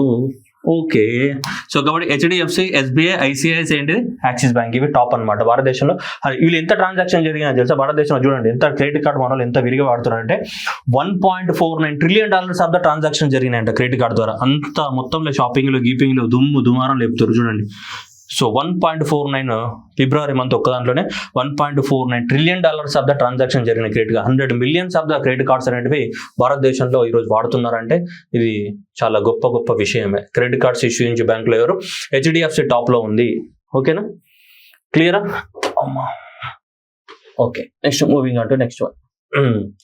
యునెస్కో. మనకి భారతదేశంలో ఇప్పుడు మనకి యునెస్కో యొక్క మీటింగ్ అనేది ఇండియాలోనే జరగబోతుంది జూలై మంత్ లో యునెస్కో యొక్క హెరిటేజ్ కమిటీ ఉంటుంది కదా, అంటే ప్రపంచంలో ఉన్నటువంటి హెరిటేజ్ సైట్ సెలెక్ట్ చేయాలి కదమ్మా. ఏ దేశంలో హెరిటేజ్ సైట్ ఉంది, ఆ హెరిటేజ్ సైట్ మంచిగా ఉందా, మంచిగా లేదా, దానికి రంగు మంచిగా ఉందా, రుచి మంచిగా ఉందా, చిక్కగా ఉందా, పక్కగా ఉందా అని చెప్పేసి మనం సెలెక్ట్ చేయాలి కదా. ఆ హెరిటేజ్ కమిటీ యొక్క మీటింగ్ అనేది జూలై 2024లో ఇండియాలోనే జరగబోతుంది. ఏది? యునెస్కో హెరిటేజ్ కమిటీ మీటింగ్ అనేది. అయితే ఇప్పుడు వాళ్ళకి లిస్ట్ ఇవ్వాలా ఈ సంవత్సరము ఏ సైట్స్ ని యునెస్కో హెరిటేజ్ సైట్స్ గా రికగ్నైజ్ చేయాలని చెప్పేసి. మన దేశంలో జరుగుతుంది కదా, అప్పుడు మనం ఏం చేస్తాం, కొంచెం ఇట్లా అని చెప్పేసి ఓవర్ యాక్షన్ చేయాలి కదా. మై హూ కోన్ హూ పతా హే అంటే అమ్మాయి పతా హూ అని చెప్పేసి మనం కూడా కొంచెం బిల్డప్ ఇవ్వాలి. ఆ బిల్డప్ లో భాగంగా మన వాళ్ళు ఏం చేశారంటే 6 సైట్స్ అంట. ఏవి? 6 హెరిటేజ్ సైట్స్ ని మధ్యప్రదేశ్ నుంచి నామినేట్ చేస్తున్నారు. మరి తెలంగాణ నుంచి ఏం లేవు, ఆంధ్రప్రదేశ్ నుంచి ఏం లేవు, సౌత్ ఇండియా నుంచి ఏం లేవు. ఏమైనా పట్టుకుంటే నార్త్ ఇండియా గుజరాత్ చంపేస్తున్నారు వీళ్ళు. Okay, right. సో కాబట్టి ఈ 6 హెరిటేజ్ సైట్స్ అనేది మధ్యప్రదేశ్ నుంచి నామినేట్ చేసినారు. దీంట్లో చూసుకుంటే మనకి ఏంటి? ఒకటి గ్వాలియర్ ఫోర్ట్, दूसरा कुनी बंदारा and next Bojeshwar Mahadev temple. Okay, Bojeshwar Mahadev temple. Next rock art sites of the Chambal Valley anta and historic assemblies of the manaki Dharmanar and the Gond monuments of the what Ramnagar. ఇవన్నీ కూడా UNESCO heritage sites గా recognise చేయాలని చెప్పేసి ఈ 6 సైట్ల నుంచి మధ్యప్రదేశ్ నుంచి nominate చేయడం జరిగింది. అది జూలై మంత్ లో ఇండియాలోనే జరగబోతున్నాయి. ఇవన్నిటిని కూడా యునెస్కో యొక్క ఏంటిది హెరిటేజ్ లిస్ట్ లో పెట్టాలి. మనం చదువుకోవాలి, ఎగ్జామ్ లో వాంటింగ్ చేయాలి, వస్తే మంచిది, రాకపోతే ఏం చేయాలి, తుడుచుకోవాలి. ఓకే, ఆపరేషన్ ఇంద్రావతి అంటే ఛత్తీస్గఢ్ లో ఉంది, బస్తర్ లో ఉంది. నక్సలైట్లకి అన్నలకి పోరాటం జరిగింది, అన్నలకి పోలీసులకి పోరాటం జరిగింది. పోరాటంలో చచ్చిపోయింది. అది కాదు, హైతీ ఐలాండ్ లో కూడా, హైతీ కరేబియన్ ఐలాండ్స్ ఉన్నాయి కదా, ఆ కరేబియన్ ఐలాండ్స్ పక్కనే చిన్నగా మనకి ఇప్పుడు నార్త్ అమెరికా గిట్ల ఉంటుంది కదా, ఈ నార్త్ అమెరికా కాంటినెంట్ ఇట్లా తీసుకుంటే ఇక్కడ చిన్న కరేబియన్ ఐలాండ్స్ ఉంటాయి. ఇక్కడ ఈ కరేబియన్ ఐలాండ్ చిన్న దేశం ఉంది ఇక్కడ హైతీ. ఓకే, హయాతి కాదు, హీరోయిన్ హయాతి కాదు, డింపుల్ హయాతి. మళ్ళీ అట్లా అనుకున్నాను డింపుల్ హయాతి అని చెప్పేసి ఆల్రెడీ ఆమె కూడా పడ్డది కొంత already. Okay, SP Rahul Rahul గారితో. సరే అది పక్కన పెట్టేస్తే మనకి ఇప్పుడు ఏంటిది, మనకి operation Indravati. Okay, operation Indravati అంటే ఈ హాయితీ దేశాల్లో గొడవల వల్ల చిక్కుపోయిన ఇండియన్స్ ఏం చేయాలి, భారతదేశానికి తీసుకురావాలి.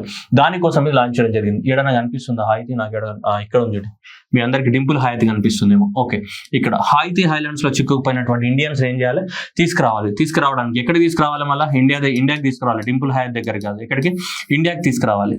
ఓకేనా, సో కాబట్టి సో దానికోసం లాంచ్ చేసింది ఈ మిషన్. ఏది, డింపుల్ హయాతి, ఆపరేషన్ హయాతి. ఓకేనా, ఆపరేషన్ ఇంద్రావతి. ఓకే, అట్లాంటి క్వశ్చన్లు ఉంటుంది. Next, Indian navy maritime security operation reaches the 100-day mile stone under the operation Sankalp. ఏంటిది, ఆపరేషన్ సంకల్ప్. ఈ ఆపరేషన్ సంకల్ప్ అంటే ఏంటిది, సంకల్ప్ దున్యతో పాట వస్తుంది కదా. ఓకే, ఇన్స్టాగ్రామ్ రీల్స్ లో, బొంగులో రీల్స్ కానీ time waste process. So it operation Sankalp. ఈ ఆపరేషన్ సంకల్ప్ ఏంటిదంటే ఇప్పుడు కాదు మనకి, సో చాలా లాంగ్ బ్యాక్ మనకి 14th December 2023లో లాంచ్ చేశారు. అక్కడ నుంచి మనకి March 23rd 2024కి సో 100 days కంప్లీట్ అయింది. 100 days కంప్లీట్ అయింది. ఏంటిదంటే వీళ్ళు ఏంటి, ఏం లేదు, జస్ట్ మనకేంటిది, మన దగ్గర ఉన్న ఎక్విప్మెంట్స్ ఎట్లున్నాయి, ఎట్లా పని చేస్తున్నాయి, మన దేశ సరిహద్దుల భద్రత బాగుందా లేదని చెప్పేసి మొత్తం ఒక రౌండ్ వేసేస్తారనమాట. 100 రోజులు రౌండ్ వేసి వచ్చినారు. 100 రోజులు రౌండ్ వేసి వచ్చి మన భారతదేశం యొక్క మొత్తం ఆపరేషన్ సంకల్ప్ చూడండి. The part of the operation Sankalp, the naval ships, aircraft, special forces played the major role in protecting the maritime community from the various non-traditional threats in the present in the Indian Ocean region. The Indian Navy conducted security operations across the three areas, Gulf of Aden, adjoining areas of the Arabian Sea, and east coast of the Somalia. ఇవన్నీ ప్రాంతాలకు మనం తిరిగి వచ్చినారు అనమాట. ఊరికే అట్లా Indian ocean బాగుందా లేదా అని చెప్పేసి కన్నేసి వచ్చినారు అనమాట. ఇప్పుడు మన ఇండియా ఈడు ఉంది కదమ్మా, ఇండియా ఈడు ఉంది, ఇక్కడ పోతే ఎక్కడో ఇక్కడ ఆఫ్రికా ఉంది, ఇక్కడ నుంచి మొత్తం ఇండియన్ ఓషన్ మొత్తం ఇట్లా ఒక 100 days పాటు ఏం చేసి ఇట్లా రౌండ్ వేసి ఇట్లా సోమాలియా దాకా పోయి మళ్ళీ ఇట్లా రౌండ్ తిరిగి వచ్చినారు అనమాట. ఆ ప్రాజెక్ట్ పేరు ఏంటిది, ఆపరేషన్ సంకల్ప్. అంటే చూడాలి కదా మరి ఎవడి ఎక్కడ ఉన్నాడు, ఏం చేస్తుండో, ఎడపు పెట్టి గుడ్డు పెడుతుంది, అవునా కదా. సో అందువల్ల మన ఇండియన్ ఓషన్ మనం ఏం చేయాలి, కాపాడుకోవాలి. అందుకని చెప్పేసి ఆపరేషన్ సంకల్ప్ని ఎవరు లాంచ్ చేశారు మనకి, సో ఇండియన్ నేవీ వాళ్ళు లాంచ్ చేశారు. ఎప్పుడు 4th December 2023లో మనకి.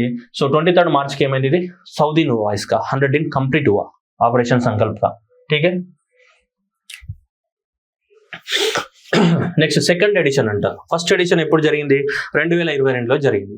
సో 2022లో మొట్టమొదటిసారిగా ఈ 3 దేశాల మధ్యన మిలిటరీ ఎక్సర్సైజ్ జరిగింది. ఇప్పుడు 2024లో ఇది రెండవసారి జరిగింది. ఏ పహली बार हुआ है, ఏ दूसरी बार हुआ है, क्या प्यार नहीं है, మిలిటరీ ఎక్సర్సైజ్ ఏ. ఓకే, ప్రేమ పుట్టింది అనుకున్నాను మళ్ళీ. ఓకే, సెకండ్ ఎడిషన్ ఎక్కడ ఇది, సో ఇండియా కానీ నెక్స్ట్ మొజాంబిక్ కానీ థాయిలాండ్ కానీ. అందుకోసం ఏమన్నాడు, IMT అన్నాడు. ఓకే, IMT ఇండియా, మొజాంబిక్ ఏంటి, టంజానియా. థాయిలాండ్ అనుకున్నాను మళ్ళీ, మసాజ్ పోయేటట్టు ఇటు రండి ఒకసారి. ఓకేనా, సో ఇక్కడ మసాజ్ కాదు, ఇక్కడ మంటలు ఉంటాయి ఎండకి. ఓకేనా, సో ఇండియా కానీ నెక్స్ట్ మొజాంబిక్ కానీ నెక్స్ట్ ఏంటిది టంజానియా కానీ. సో ఇండియా కానీ మొజాంబిక్ కానీ టంజానియా ఈ 3 దేశాలు కలిసి ఏం చేస్తున్నాయి, మిలిటరీ ఎక్సర్సైజ్ చేస్తున్నాయి అనమాట, తగదిగా అని చెప్పేసి. ఓకేనా, సో అది 2 phaseలలో జరిగింది ఇది. ఓకే, ఎక్కడ జరిగినాయి ఇవన్నీ కూడా అంటే ఆ దేశాలకు పోయినారు మనోళ్ళు ఇండియన్ వాళ్ళు ఇక్కడ పోయినారు. మొజాంబిక్ టంజానియా ఉంది కదా, ఆ మొజాంబిక్ టంజానియా దేశాలకు వెళ్ళడం జరిగింది, మిలిటరీ ఎక్సర్సైజ్ జరిగింది. ఓకేనా, సో దాని పేరు ఇది అనమాట. ఇది IMT, ఇది ట్రైలాటరల్ ఎక్సర్సైజ్. IMT ట్రిలాట్ అంటే ట్రైలాటరల్. ఓకేనా, ఈ ట్రైలాటరల్ ఎక్సర్సైజ్ జరిగింది. ఎప్పటి నుంచి జరిగింది అయ్యా అంటే ఇది March 21 నుంచి మనల్ని మొదలు పెడితే ఆల్రెడీ March 29 వరకు జరిగింది అనమాట. ఇది 2 phaseలలో జరిగింది. ఓకేనా, చూడండి. ఫస్ట్ ఫేజ్ హార్బర్లలో ఎక్సర్సైజ్ చేస్తారనమాట. ఓకేనా, హార్బర్లలో ఎక్సర్సైజ్ చేస్తారు. ఇప్పుడు కోస్ట్ ఉంటాయి కదా, కోస్ట్లో హార్బర్స్ ఉంటాయి కదా, ఇక్కడ హార్బర్లోనే ఉంటారు, ఇక్కడ ఎక్సర్సైజ్ చేస్తారు. సెకండ్ ఫేజ్ ఏంటది, ఇక్కడ సముద్రం, ఇక సముద్రంలోకి ఇక్కడ డ్యాన్స్ చేస్తారు. ఫస్ట్ ఎక్కడ డ్యాన్స్ చేస్తారు, హార్బర్లో డ్యాన్స్ చేసినారు, ఆ తర్వాత సముద్రంలోకి డ్యాన్స్ చేస్తారు అనమాట. సో అది harbour phase and followed by the sea phase. So 2 phaseలలో మనకి ఏం చేస్తారు, ఎక్సర్సైజ్, మిలిటరీ ఎక్సర్సైజ్ చేయడం జరిగింది. మిలిటరీ ఎక్సర్సైజ్ అంటే ఏం లేదు, వాళ్ళకున్న యుద్ధ విద్యలు మనం నేర్పిస్తాం, మనకున్న తెలివితేటలు వాళ్ళకి నేర్పిస్తాం. ఇద్దరు ఏం చేస్తాం, ఇచ్చి పుచ్చుకుంటా, లాస్ట్కి ఏం చేస్తాం, హక్ చేసుకుంటాం, లాస్ట్కు బ్రేక్ డౌన్ అయిపోతే బాయ్ బాయ్ అని చెప్పేసి ఎవరి దారిన వాళ్ళు వెళ్ళిపోతారు. ఓకే, రైట్, అదనమాట ముచ్చట. సో కాబట్టి ఇది ఇక్కడ జరిగినాయి అమ్మ బుజ్జి బంగారాలు అంటే ఇండియా నుంచి మనకి ఇండియన్ నేవల్ షిప్ తీర్ కానీ ఇండియన్ నావల్ షిప్ సుజాత కానీ ఈ 2 కూడా మనం పార్టిసిపేట్ చేయడం అనేది జరిగింది. ఎక్కడ జరిగినాయి, ports of the Zanzibar in Tanzania and Maputo port in మొజాంబిక్లో. ఓకేనా, నేను కొంచెం ఇక్కడ టైం ఎక్కువ తీసుకుంటున్నాను ఎందుకంటే ఇది కొంచెం డెప్త్లో అడగడానికి ఛాన్సెస్ ఉన్నాయి question. So Zanzibar port of the Tanzania and the Maputo port of the మొజాంబిక్లో ఇవి జరగడం జరిగింది. ఈ ట్రైలాటరల్ ఎక్సర్సైజ్ ఏది, IMT ట్రైలాట్. IMT India, Mozambique and next ఏంటిది టంజానియా. ఓకేనా. సో తొందరపడి ఇట్లా పెట్టేవు మళ్ళా ఇండియా, మలేషియా, కైమసా, ఇట్లా థాయిలాండ్ అని చెప్పేసి ఎగ్జామ్లో ఇది పెట్టచ్చు మళ్ళీ. నెక్స్ట్ ఇండియా ఇలా కాకుండా మళ్ళీ కూడా ఇట్లా కూడా రావచ్చు, ఇది ఇండోనేషియా, మలేషియా, థాయిలాండ్ ఇట్లా కూడా రావచ్చు మళ్ళీ. అర్థమైందా. సో తొందరపడి ఎగ్జామినేషన్లో ఆన్సర్ పెట్టచ్చు. సో అర్థమైందా. థాయిలాండ్కి మలేషియాకి సంబంధం లేదు, అంతా ఆఫ్రికా దేశానికి సంబంధం ఉంది.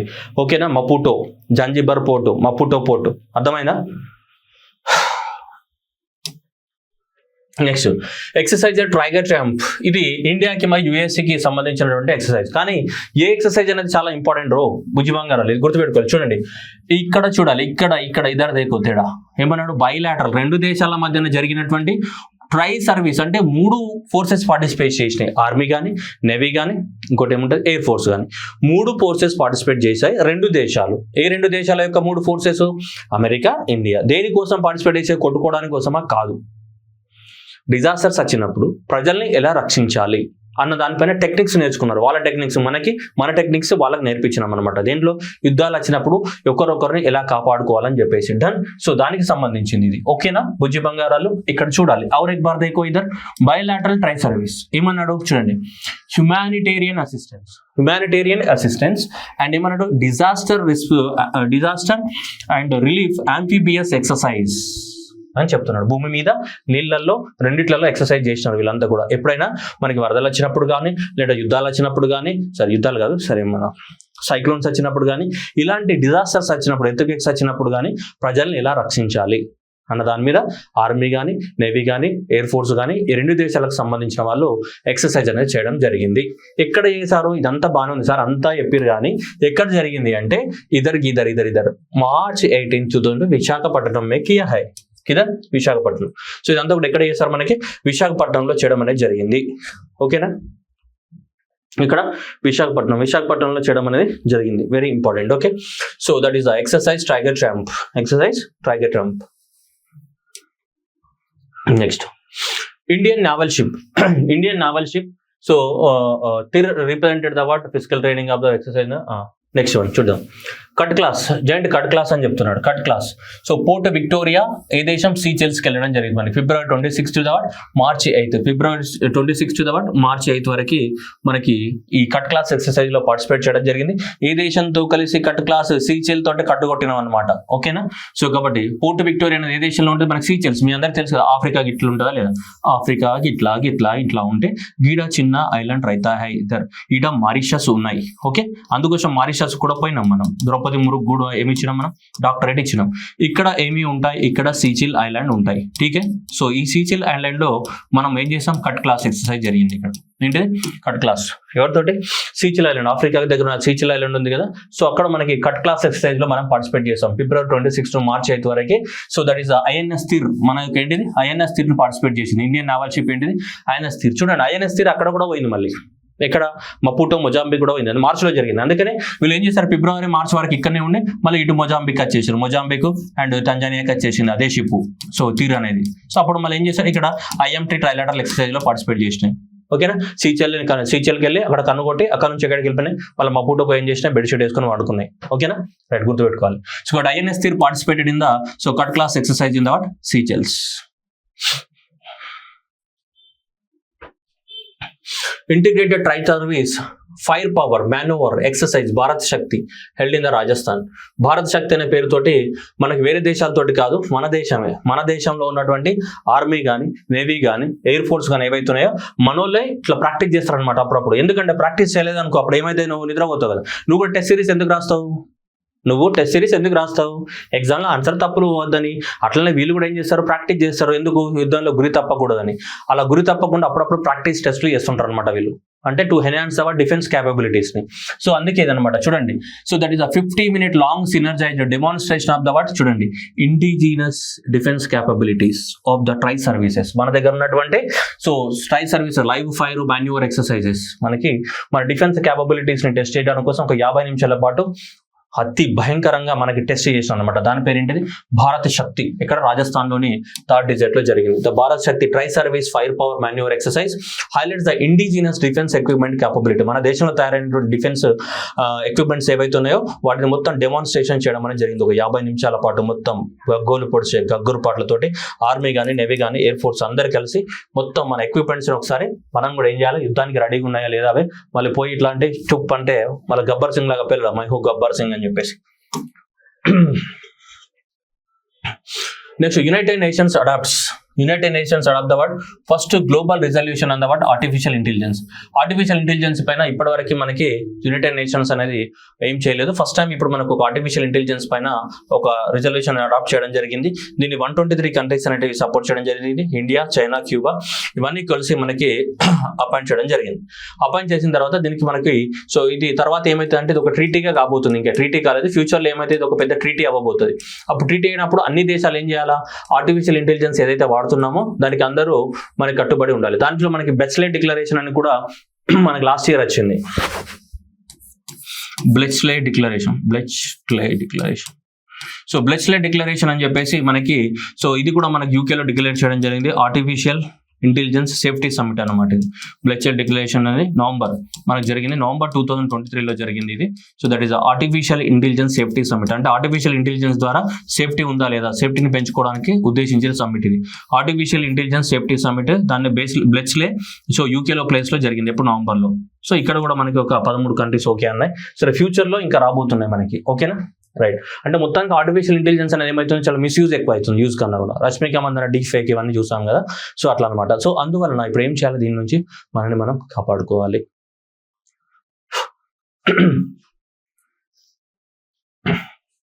ఒక్క నిమిషం, నా గొంతు ఎండిపోతుంది. ఓకే, నెక్స్ట్ లామిథియా అంట, గుర్కా ఫైల్స్. ఇది లామిథియా అనేది కూడా మళ్ళీ ఒక military exercise. So Seychelles, that is the Gurkha rifles embarked for the participation for the Seychelles participate in the 10th military exercise Lamitiye between the so Indian air force and next ఏంటిది మనకి వీళ్ళు Seychelles defence forces. Meaning Lamitiye అంటే meaning చూసుకోవచ్చు మనకి ఇక్కడ. Meaning is the word friendship. Okay, friendship is the meaning అన్నమాట దీనికి. So that is exercise is the biennial event held in the word సీచెల్స్. 2001 నుంచి మనకి జరుగుతుంది మనకి లామిథియా ఎక్సర్సైజ్ అనేది మనకి. సో మార్చ్ 18 నుంచి మార్చ్ 27 వరకు మనకి జరగడం అనేది జరిగింది. ఇక్కడ సీచెల్స్ లోనే జరిగింది మన వాళ్ళు. సో ఇది లామిథియా ఎక్సర్సైజ్. సో మన ఇండియా నుంచి ఎవరు, సో గుర్కా రైఫిల్స్ అనే వాళ్ళు పార్టిసిపేట్ చేయడం జరిగింది. సో ఇది ఆర్మీస్ మధ్యన, ఇది ఎవరి మధ్యన, ఆర్మీస్ మధ్యన. ఓకేనా. సో మరి ఇంతకుముందు కట్ క్లాస్ కూడా చదివాం. కట్ క్లాస్ కూడా ఇండియా సీచెల్సే. కట్ క్లాస్ కూడా చదివాం. కట్ క్లాస్ కూడా ఇండియా ఏంటి, కానీ అది ఏ ఫోర్సెస్, నేవీ ఫోర్సెస్. అదేంటి మనకి నేవీ ఫోర్సెస్, కానీ అది కూడా ఏంటిది ఇండియా సీచెల్స్ ఐలాండ్స్ మధ్యనే. కానీ ఇది కూడా ఇండియా సీచెల్స్ ఐలాండ్స్ మధ్యనే. సో కానీ ఇది లామిథియా అనేది కూడా ఈ రెండు దేశాల మధ్య. దేశాలు మారలేవు, దేశాలు అవే, ఏవి సీచెల్స్ అండ్ ఇండియా. కానీ ఏం మారినాయి, ఫోర్సెస్ మారినాయి. ఇక లామిథియా అనేది దేనికి సంబంధించి, ఇక్కడ ఆర్మీ ఫోర్స్ కి సంబంధించింది లామిథియా. కానీ ఇక్కడ కట్ క్లాస్ ఏదైతే ఉందో కట్ క్లాస్ ఏంటిది నేవీ ఫోర్సెస్. అక్కడ ఐఎన్ఎస్ స్థిర్ అని చెప్పాం కదా, ఐఎన్ఎస్ స్థిర్ పార్టిసిపేట్ చేసిందని చెప్పాం కదా. ఓకేనా, అర్థమవుతుందా, జాగ్రత్తగా గుర్తుపెట్టుకుంటారు కదా అది. నెక్స్ట్ ఐఎంటీ ట్రైలాట్ కూడా ఏంటిది, నేవీ ఎక్సర్సైజ్ అది. ఓకేనా. Next one, CAG signs memorandum of understanding with what, so IIT Delhi తోటి మనకి CAG comptroller under general of India ఒక అగ్రిమెంట్ రాసుకుంది. సో ఈ అగ్రిమెంట్ ప్రకారం ఏంటిది అంటే మనకి, సో వీళ్ళు కూడా ఆర్టిఫిషియల్ ఇంటెలిజెన్స్ అనేది డెవలప్మెంట్ చేయడానికి కోసం. ఎందుకంటే కాగ్కి చాలా ఉంటాయి కదా ఆడిట్ చేయాల్సినవి. సో ఆ కాగ్ ఆడిట్ చేయాల్సిన దాంట్లో కూడా మనం ఆర్టిఫిషియల్ ఇంటెలిజెన్స్ వాడినామనుకోండి, కాగ్కి ఏమైతే ఆడిటింగ్ అనేది చాలా ఈజీగా అయిపోతుంది. సో అందువల్ల ఈ కాగ్ అనేది ఏ ఆర్గనైజేషన్ తోటి అగ్రిమెంట్ రాసుకుంది, దేనికి సంబంధించి మనకి మన ఈ ఆర్టిఫిషియల్ ఇంటెలిజెన్స్ ని డెవలప్మెంట్ చేయడానికి కోసం. కాగ్ అనేది ఎవరితోటి మనకి ఐఐటి ఢిల్లీ. సో ఎవరితోటి మనకి ఐఐటి ఢిల్లీ తోటి అగ్రిమెంట్ రాసుకోవడం అనేది జరిగింది for the development of the ఏంటిది మనకి, సో ఆర్టిఫిషియల్ ఇంటెలిజెన్స్ ని డెవలప్మెంట్ చేయడానికి కోసం. Okay, 4 key areas. దాంట్లో ఏంటిది ఆడిట్ కానీ, so audit of the what AI systems కానీ, కెపాసిటీ బిల్డింగ్ కానీ, నాలెడ్జ్ షేరింగ్ అనే ఈ 4 పైన ఆర్టిఫిషియల్ ఇంటెలిజెన్స్ ని డెవలప్మెంట్ చేయాలి. అది వీళ్ళకి యూజ్ అయ్యేది, మనకి యూజ్ అయ్యేది కదా, ఎవరికి, కాగ్కి యూజ్ అయ్యేది.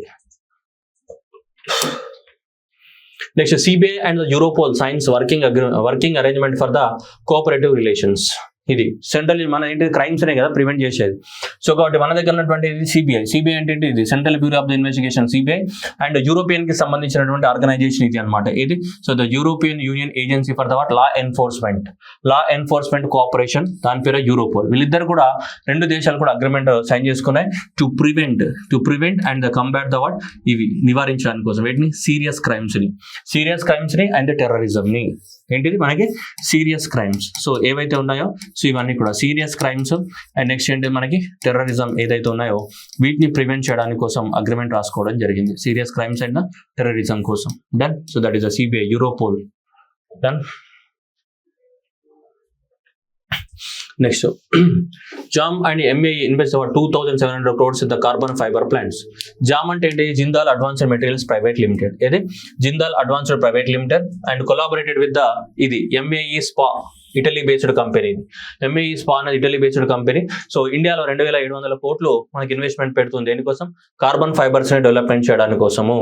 ఏంటి 3,500 మెట్రిక్ టన్స్ ఆఫ్ ద ఏంటిది సో యాన్యువల్ కెపాసిటీ తోటి భారతదేశంలో ఏంటిది మనకి కార్బన్ ఫైబర్స్ ని మనకి డెవలప్మెంట్ చేయడానికి కోసము మనకి సో ఇండియాలో ఇన్వెస్ట్మెంట్ అనేది పెట్టడం జరుగుతుంది. Next PM Modi inaugurated the Marathwada rail coach factory in the Latur. Okay, Latur.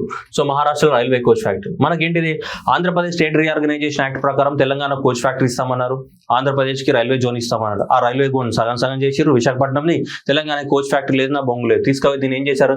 తెలంగాణలో కాజీపేటలో వచ్చే కోచ్ ఫ్యాక్టరీని తీసుకుపోయి ఎక్కడ తీసుకుపోయినారు? మహారాష్ట్రలో పెట్టినారు. రేవంత్ రెడ్డి అదే మొత్తుకుంటున్నాడు, మాకు రావాల్సిన కోచ్ ఫ్యాక్టరీని అక్కడ లాతూర్కి ఇచ్చినారని చెప్పి మన ప్రెస్ మీట్ లో చెప్పినాడు. సో ఇది సో మరత్వాడ ఏంటి లాతూర్లోకి తీసుకెళ్ళినారు ఇది కోచ్ ఫ్యాక్టరీని. ఓకేనా? సో అక్కడ మనకి ఓపెన్ చేయడం అనేది జరిగింది ఇది. ఓకేనా? సో ఏం చేస్తారని మాకు తెలియదు. So 12th March of the so మనకి PM Modi so 12th March 2024లో అటు వెళ్ళినప్పుడు గుజరాత్ మహారాష్ట్రను విజిట్ చేయడం జరిగింది. దాంట్లో భాగంగానే అక్కడ మనకి ఇనాగ్రేట్ చేయడం అనేది జరిగింది Marathwada railway coach factory.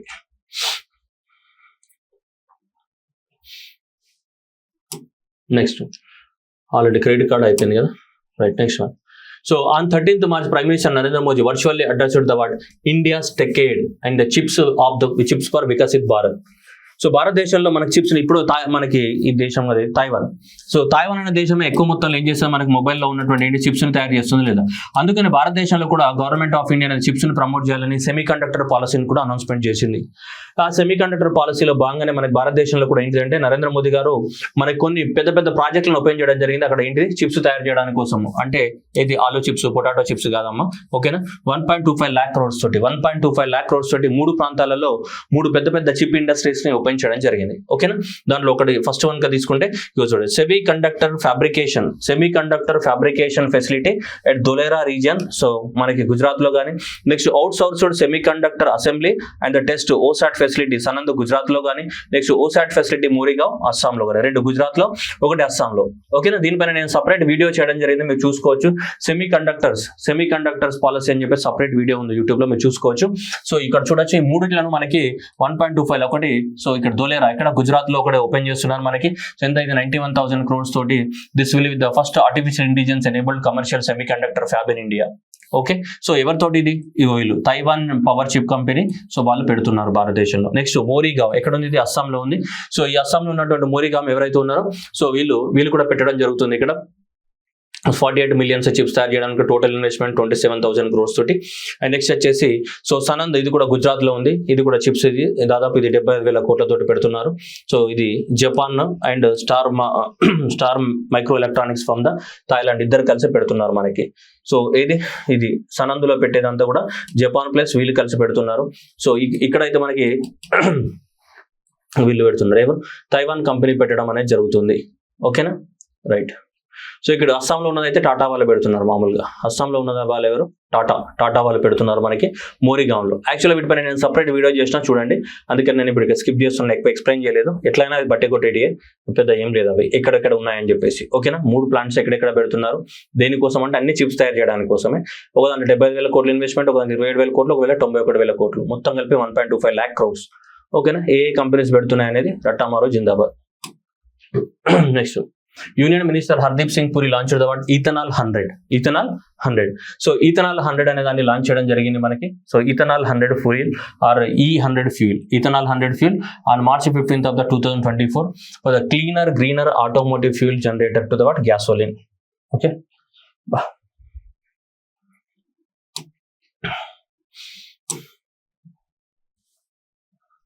So ఈ ఈథనాల్ అనేది లాంచ్ చేసింది ఎవరు మనకి ఏది, సో ఇండియన్ ఆయిల్ కార్పొరేషన్ వాళ్ళు లాంచ్ చేయడం అనేది జరిగింది. ఇక్కడ న్యూఢిల్లీలో లాంచ్ చేయడం జరిగింది. సో దానికి ఓకేనా ethanol 100.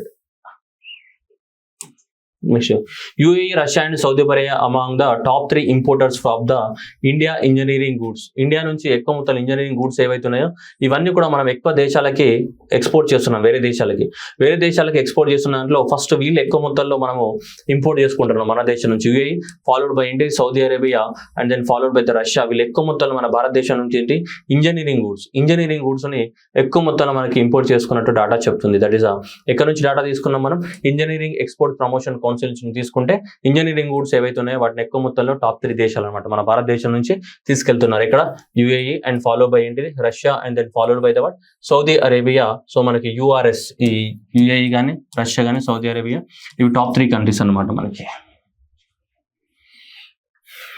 Next Ministry of the Heavy Industries approved the what protect the manufacturing of the what electric vehicles in India. So electric vehicles ని మ్యానుఫ్యాక్చర్ చేయడానికి కొత్త పాలసీని తీసుకురావడం అనేది జరిగింది. Particularly that is electric passenger cars in India. దేంట్లో so electric passenger cars ని promote చేయడానికి కోసము. ఓకేనా. అయితే ఇది ministry of the what electronics వాళ్ళు కాదు. సో ఇవి మినిస్ట్రీ ఆఫ్ ద ఏంటిది హెవీ ఇండస్ట్రీస్ వాళ్ళు. ఈ ఎలక్ట్రిక్ కార్స్ ఇవన్నీ ఏవైతే ఉన్నాయో సో ఎలక్ట్రిక్ కార్స్ అన్నింటిని కూడా ప్రమోట్ చేయడానికి కోసం పాలసీ ఎవరు తీసుకొచ్చారని అడుగుతారు. So this is brought by the what ministry of the what heavy industries. ఎవరు తీసుకొచ్చారు, ministry of the heavy industries వాళ్ళు తీసుకురావడం అనేది జరిగింది. సో ఈ స్కీమ్ కింద ఎవరైతే ఇండియాలో మనకి చూడండి under this scheme the automobile company should setup the what so manufacturing facilities in India. ఇక్కడ చూడండి with minimum investment of the what 4,500 crores or otherwise $500 million for manufacturing of the what 4-wheeler electric wheels in India. ఈ scheme అనేది ఎవరికి applicable అవుతుందంటే వీళ్ళకి minimum 4,150 కోట్ల ఏం పెట్టాలి, ఇన్వెస్ట్మెంట్ పెట్టాలి. And that to they have to manufacture that 4-wheeler car. 4-wheeler తయారు చేయాలి, 2-wheelers 3-wheelers కాదు, 4-wheelers అని తయారు చేయాలి. ఈ కార్స్ ఏవైతున్నాయో ఇవన్నీ కూడా 4-wheelers అని తయారు చేయాలి. ఎంత ఇవి 4,500 crores తోటి మనకి ఏంటి 4-wheelers ని తయారు చేయాలి. కార్స్ ఏవైతున్నాయో సో 4-wheelers తయారు చేయాలి. లేదా మనకి $500 million తోటి, లేదంటే ఎంత మనకి 500 millions ఏవైతున్నాయో సో ఈ $500 million టన్ అంత ఇన్వెస్ట్మెంట్ ఉండాలి. అంత ఇన్వెస్ట్మెంట్ ఉంటే వాళ్ళకి బెనిఫిట్స్ ఇస్తుంది అనమాట గవర్నమెంట్, లేకుంటే బెనిఫిట్స్ అనేది ఇవ్వదు. ఓకేనా. చూడండి వాళ్ళకి ఏం బెనిఫిట్స్ ఇస్తుంది చూడండి. ఎవరైతే అంత ఇన్వెస్ట్మెంట్ పెడతారో వాళ్ళకి గవర్నమెంట్ ఏమి ఇస్తుంది అండర్ దిస్ న్యూస్ కు the foreign automobile companies will be allowed to import up to the what 8,000 so electric vehicles. 8,000 electric vehicles వరకు మనం వేరే దేశం నుంచి ఇంపోర్ట్ చేసుకోవడానికి అవకాశం కల్పిస్తారు. రెండోది సో ఇంపోర్ట్ డ్యూటీ అనేది సో మనకి 15% తగ్గించడం జరుగుతుంది. So that is the so passenger train for every year and reduced import rate of the what 15% for the period of the 5 years from the approval of the what right. So 8,000 electric vehicles import చేసుకోవచ్చు. So దానిపైన మనకి 15% ఏంటిదంటే మనకి ఈ import డ్యూటీని తగ్గించడం జరుగుతుంది. ఇది ఎన్ని రోజుల వరకు 5 సంవత్సరాల వరకు సేమ్ రూల్ అనేది అప్లై అవుతుంది. ఎవరైతే 4,150 కోట్ల ఇన్వెస్ట్మెంట్ పెడుతున్నారో ఇక్కడ భారతదేశంలో. ఓకేనా, అది ఫస్ట్ వన్. సెకండ్ పాయింట్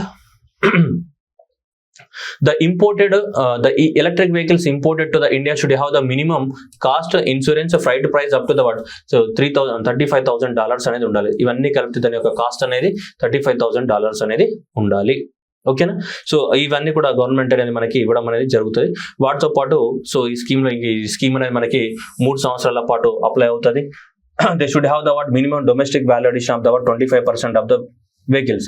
అందులో వాళ్ళు ఇంపోర్ట్ చేసుకున్న దాంట్లో 25% వెహికల్స్ అనేది వెహికల్ యొక్క దాన్ని తయారు చేయడం అనేది దాని యొక్క వాల్యూ అడిషన్ అనేది ఇండియాలో చేయాలి. అంటే కారు పూర్తిగా 100% అక్కడనే తయారై రాదు, దానికి ఎంతో దానికి అడిషన్స్ ఉంటాయి కదా, మా అడిషన్స్ అట్లాంటివన్నీ కూడా మన భారతదేశంలో కూడా యాడ్ చేయాలి. అంటే చూడండి ఏమన్నాడు ఇక్కడ, మినిమం డొమెస్టిక్ వాల్యూ అడిషన్ అనేది 25% ఎక్కడ జరగాలి, ఇండియాలో జరగాలి. లేకపోతే వేరే దేశం నుంచి ఇంపోర్ట్ చేసుకుంటే నువ్వు వానికి 25% తగ్గించడం నీకేం అవసరం. సో కాబట్టి ఇండియాలో కనీసం దానికి రంగులో పొంగులో ఏదో వేయాలి, అంటే ఎంతో కొంత దాన్ని ఇండియాలో ఏం చేయాలి మనకి. సో కాబట్టి 25% అనేది ఏం చేయాల్సి ఉంటుంది దానికి, సో ఉంటుంది. ఓకేనా, రైట్. అది మొదటి 3 సంవత్సరాల పాటు. Next 50% by the end of the 5th year. 50% ఇండియాలో ఏం చేయాలి, మ్యానుఫ్యాక్చర్ చేసేటట్టు చూసుకోవాలన్నమాట. మనకి అర్థమవుతుందా? సో అది కూడా ఒక రూల్ అనమాట. ఎందుకంటే మొత్తం వేరే దేశం నుంచి ఇంపోర్ట్ చేసుకుంటే మనకి బెనిఫిట్స్ ఇచ్చి కస్టమ్ డ్యూటీ తగ్గించి అన్ని తగ్గిస్తే ఎందుకు పీకెనిక, మళ్ళీ వాడే బెనిఫిట్ అవుతాడు. మళ్ళీ మనకి ఏముంటుంది, ఏముంటుంది అంత జిల్జిల్జిగా. సో లాస్ట్కి ఏముంటుంది, జంజాటం బంబంబోలే. ఓకే, ఈ క్వశ్చన్ వెరీ ఇంపార్టెంట్. ఓకేనా? ఎంజీ నరేగా మీ అందరికి తెలుసు. Mahatma Gandhi national rural employment guarantee act అనేది ఎప్పుడు వచ్చింది, 2005లో వచ్చింది. ఎప్పటి నుంచి ఇంప్లిమెంట్ చేస్తున్నాం దీన్ని, February 2. సో February 2 మనకు అనంతపూర్లో స్టార్ట్ చేశారు. ఓకే, సో February 2, 2006 నుంచి దీన్ని ఇంప్లిమెంట్ చేస్తాం. యాక్ట్ అయితే 2005లో వచ్చింది, కానీ ఇంప్లిమెంటేషన్ మాత్రం ఎక్కడి నుంచి స్టార్ట్ చేస్తాం, 2005 నుంచి 6 నుంచి స్టార్ట్ చేస్తాం. దీని ప్రకారం ఏంటిది, 100 days ఆఫ్ ద ఏం చేయాలి, మనం ఎంప్లాయ్మెంట్ ప్రొవైడ్ చేయాలి. ఏ ఏరియాస్లో, రూరల్ ఏరియాస్లో. సో ఏ పని, చేత్తో చేసే పని అంటే ఏంటిది, మాన్యువల్. స్కిల్డ్ అన్స్కిల్డ్ అంటే అన్స్కిల్డ్ వర్క్, స్కిల్డ్ వర్క్ కాదు, అన్స్కిల్డ్ మాన్యువల్ వర్క్ ఎక్కడ, సో రూరల్ ఏరియాస్లో ప్రొవైడ్ చేయాలి. ఎవరికి, అది ఏపీఎల్ ఫ్యామిలీ అయినా ఉండొచ్చు, బీపీఎల్ ఫ్యామిలీ అయినా ఉండొచ్చు. ఎవరికి ప్రొవైడ్ చేయాలి, అందరికీ, అంటే ఆ ఫ్యామిలీలో ఉన్నటువంటి అడల్ట్ మెంబర్కి. ఓకేనా? సో ఇవి కండిషన్స్ అనమాట. So manual work in the rural area for the unskilled work, unskilled manual work in the rural areas లో ప్రొవైడ్ చేయాలి మనకి. 100 days. ఎన్ని రోజులు, 100 days. దానికి సాలరీ ఇవ్వాలి కదా. సాలరీ ఇవ్వడానికి ఏం చేస్తారు, మనకి ఈ సంవత్సరం సాలరీస్ పెంచారు. ఎంత, 3 నుంచి 10% వరకు సాలరీస్ పెంచడం జరిగింది. ఓకేనా? 3 నుంచి 10% వరకు సాలరీస్ అనేది పెంచడం అనేది జరిగింది. The new wage hike raises from the 7 నుంచి 26 రూపాయల వరకు పెరగడం జరిగింది. రాష్ట్రాన్ని బట్టి, అక్కడ రాష్ట్రంలో ఉన్నటువంటి ఏంటిది, వాళ్ళ యొక్క కాస్ట్ ఆఫ్ లివింగ్ ని బట్టి మనకి సాలరీస్ పెరుగుతూ ఉంటాయి మనకి. ఓకే, అడుగుతాడు ఎగ్జామినేషన్. చెత్తబెట్టు టీఎస్పీఎస్సీ గ్రూప్ వన్ లో కాదు, ఏడబ్ల్యూ ఎగ్జామినేషన్ లో అడిగాడు ఆల్రెడీ. సో ఏ రాష్ట్రాలలో ఎంజీ నరేగా వేజెస్ ఎక్కువగా పెరిగినాయి లాస్ట్ ఇయర్ అడగడం జరిగింది. మనకు కూడా అడుగుతాడు, చూద్దాం ఇప్పుడు. ఓవరాల్ గా so last year MG NREGA wages all India level average గా ఒక రోజుకి పనిచేస్తే, ఎంజీ నరేగా కింద పనిచేస్తే ఏం చేస్తాం, కాలువలు కట్టలు చేస్తాం, ఆ బండ తీసుకోవాలి, ఈ బండ ఇస్తాం, ఈ బండ తీసుకోవాలి, ఆ బండ ఇస్తాం, అంతే. ఏం చేయమాడ, లాస్ట్కి ఏమంటాం, చెమ్మ చెక్క చరడేసి మొగ్గ, అక్క ఏం చెప్తున్నావు, అక్క తిన్నావా అని చెప్తాం లాస్ట్కి. సో అందువల్ల ఇప్పుడు ఏంటంటే, సో ఇది అనమాట. సో 267 రూపీస్ నుంచి ఏమైపోయిందంటే మనకి, సో ఏంటి 280 రూపీస్కి పెరిగింది ఆల్ ఇండియా లెవెల్లో. ఒక లాస్ట్ ఇయర్ ఎంజీ నరేగా యొక్క వేజ్ అనేది మనకి ఇప్పుడు April 1 నుంచి, ఈ April 1 ఆఫ్ ద 2024 నుంచి మనకి ఏంటి 285 రూపాయలు ఆల్ ఇండియాలో శాలరీ అనమాట. అది మినిమం శాలరీ జనరల్ గా. ఓకే, సో హైయెస్ట్ ఎక్కడ పెరిగింది, హైయెస్ట్ ఎక్కడగా ఉందంటే హర్యానాలో ఉంది. సో హర్యానాలో చూసుకుంటే నీకు 374 రూపాయలు ఉంది. 374 రూపాయలు ఒక రోజుకు ఉంది. యావరేజ్ గా ఇండియాలో ఎంత ఉంది, 285 రూపాయలు ఉంది. ఓకే, 285 రూపాయలు ఉంటే హర్యానాలో 374 ఉంటే, అరుణాచల్ ప్రదేశ్, నాగాలాండ్లో చాలా తక్కువగా 234 రూపాయలు ఉంది. ఇక్కడ అరుణాచల్ ప్రదేశ్ లో కానీ నాగాలాండ్ లో కానీ 234 రూపాయలు. ఎందుకంటే కాస్ట్ ఆఫ్ లివింగ్ ని బట్టి డిసైడ్ చేస్తారు అక్కడ, ఇన్ఫ్లేషన్ క్యారెక్టర్స్ ని బట్టి. ఓకే, ఇది ప్రస్తుతానికి ఇండియాలో ఉన్నటువంటి ఇది. ఓకే, ఇది అబ్సల్యూట్ వాల్యూస్ లో. ఠీకే, ఇది అబ్సల్యూట్ వాల్యూస్ లో. మరి లాస్ట్ ఇయర్ తో కంపేర్ చేస్తే పర్సెంటేజ్లలో తీసుకుంటే ఎంత పెరిగింది, ఏ రాష్ట్రాలలో ఎక్కువగా పెరిగింది, ఏ రాష్ట్రాలలో తక్కువగా, అంటే కంపేర్ చేస్తే కదా. సో కంపేర్ చేసినప్పుడు హైయెస్ట్ గోవా మరియు ఈ రాష్ట్రాలు 10% పెరిగిందంట మనకి హైయెస్ట్. ఎందుకంటే గోవా రాష్ట్రంలో. లీస్ట్ ఎక్కడ పెరిగింది అంటే ఉత్తరప్రదేశ్, ఉత్తరాఖండ్ లో ఎంత 3% పెరిగింది. గోవాలో హైయెస్ట్ 10.5% జరిగింది ఇక్కడ. సో ఇంత 3% మాత్రం. నెక్స్ట్ గోవా అండ్ కర్ణాటకలో 10.4%, ఆంధ్రప్రదేశ్లో ఎంత 10.2%, తెలంగాణలో ఎంత 10.22% పెరిగింది మనకి. ఓకేనా, హైయెస్ట్. ఇక మన లీస్ట్ ఏంటిది, కేరళ, లక్షద్వీప్ లో చాలా తక్కువగా పెరిగింది మనకి. 3.9%, 3.6% పెరిగింది. ఇక వాటికన్నా తక్కువ ఏమున్నాయి, ఉత్తరాఖండ్, ఉత్తరప్రదేశ్ ఇంకా తక్కువ ఉన్నాయి. ఎంత 3%, వాళ్ళకి ఆ 3% కూడా పెరగలేదు మనకి. అతి తక్కువగా పెరిగిన ఏంటి, ఉత్తరప్రదేశ్, ఉత్తరాఖండ్. ఎందుకంటే లాస్ట్ ఇయర్ వాళ్ళకి బాగా పెరిగినాయి, అందుకని పర్సెంటేజ్ ప్రకారం తీసుకుంటే అతి తక్కువగా పెరిగినాయి. అబ్సల్యూట్ వాల్యూ తీసుకుంటే వాళ్ళకి కూడా బాగానే ఉంది, బట్ పర్సెంటేజ్ వైజ్ తీసుకుంటే. ఓకేనా, ఏదైనా క్వశ్చన్లో అడగవచ్చు మనకి. అర్థమైందా? మొత్తం ఈ సంవత్సరానికి బడ్జెట్లో ఇంటీరియం బడ్జెట్ ఎంత, 86,000 కోట్లు అనేది కేటాయించడం అనేది జరిగింది. దేనికి, మనకి ఈ ఎంజీ నరేగా పథకాని కోసం. సో 86,000 కోట్లు అనేది మనకి సో కేటాయించడం జరిగింది. So salaries. Next USF, universal service obligation fund. So universal service obligation fund అనేది మనకి 2002లో ఎస్టాబ్లిష్మెంట్ చేయడం అనేది జరిగింది. సో ఇది యూనివర్సల్ సర్వీస్ ఆబ్లిగేషన్ ఫండ్ 2002లో ఎస్టాబ్లిష్మెంట్ చేశారు. ఎవరు, మినిస్ట్రీ ఆఫ్ ద టెలికమ్యూనికేషన్ వాళ్ళు. దేనికోసం అంటే మనకి ఈ టెలికమ్యూనికేషన్ సర్వీసెస్ అన్ని కూడా సో రూరల్ ఏరియాస్ కూడా అందించాలి, అన్ని ప్రాంతాలకి. మనకి ఏంటిది, సో ఇవి డిజిటల్ సర్వీసెస్ ఏవైతే ఉన్నాయో ఇవన్నిటిని కూడా అన్ని ప్రాంతాలలో అందించడానికి కోసం మనకి యుఎస్ఏఎఫ్ అనే ఫండ్ 2002లో ఎస్టాబ్లిష్మెంట్ చేయడం అనేది జరిగింది. అయితే ఇప్పుడు ముగ్గురు ఇన్వాల్వ్. ఇక్కడ ప్రసార భారతి మీ అందరికీ తెలుసు మనకి. సో ఇది దూరదర్శన్ ఇవన్నీ కలిపి, ఆకాశవాణి ఇవన్నీ కూడా దేని కిందకి వస్తాయి, ప్రసార భారతి కిందకి వస్తే. వాళ్ళు ఎవరి కింద పనిచేస్తారు, minister of the information and broadcasting కింద పనిచేయడం జరుగుతుంది. సో రైట్, సో వీళ్ళు కానీ ఇప్పుడు ముగ్గురు ఎవరు, universal obligation fund, and next ఎవరు Prasar Bharati, and next third person వచ్చేసి ఓఎన్డీసీ ముగ్గురు కలిసి ఒప్పందం రాసుకున్నారు. ఓఎన్డీసీ అంటే మనకి ఇదనమాట, ఇది open network of the digital commerce. Open network of the digital commerce అంటే ఏంటిది? ఇప్పుడు సపోజ్ ఫ్లిప్కార్ట్ ఉందనుకో, ఫ్లిప్కార్ట్లో నువ్వు ఆర్డర్ చేయాలనుకున్నావు అనుకో, ఫ్లిప్కార్ట్కి సపరేట్ వెబ్సైట్ ఉంటుంది, అవునా? అండ్ నెక్స్ట్ ఇంకో ఏముంటే అమెజాన్ని ఆర్డర్ చేయాలనుకుంటే అమెజాన్కి సపరేట్ వెబ్సైట్ ఉంటుంది, అవునా?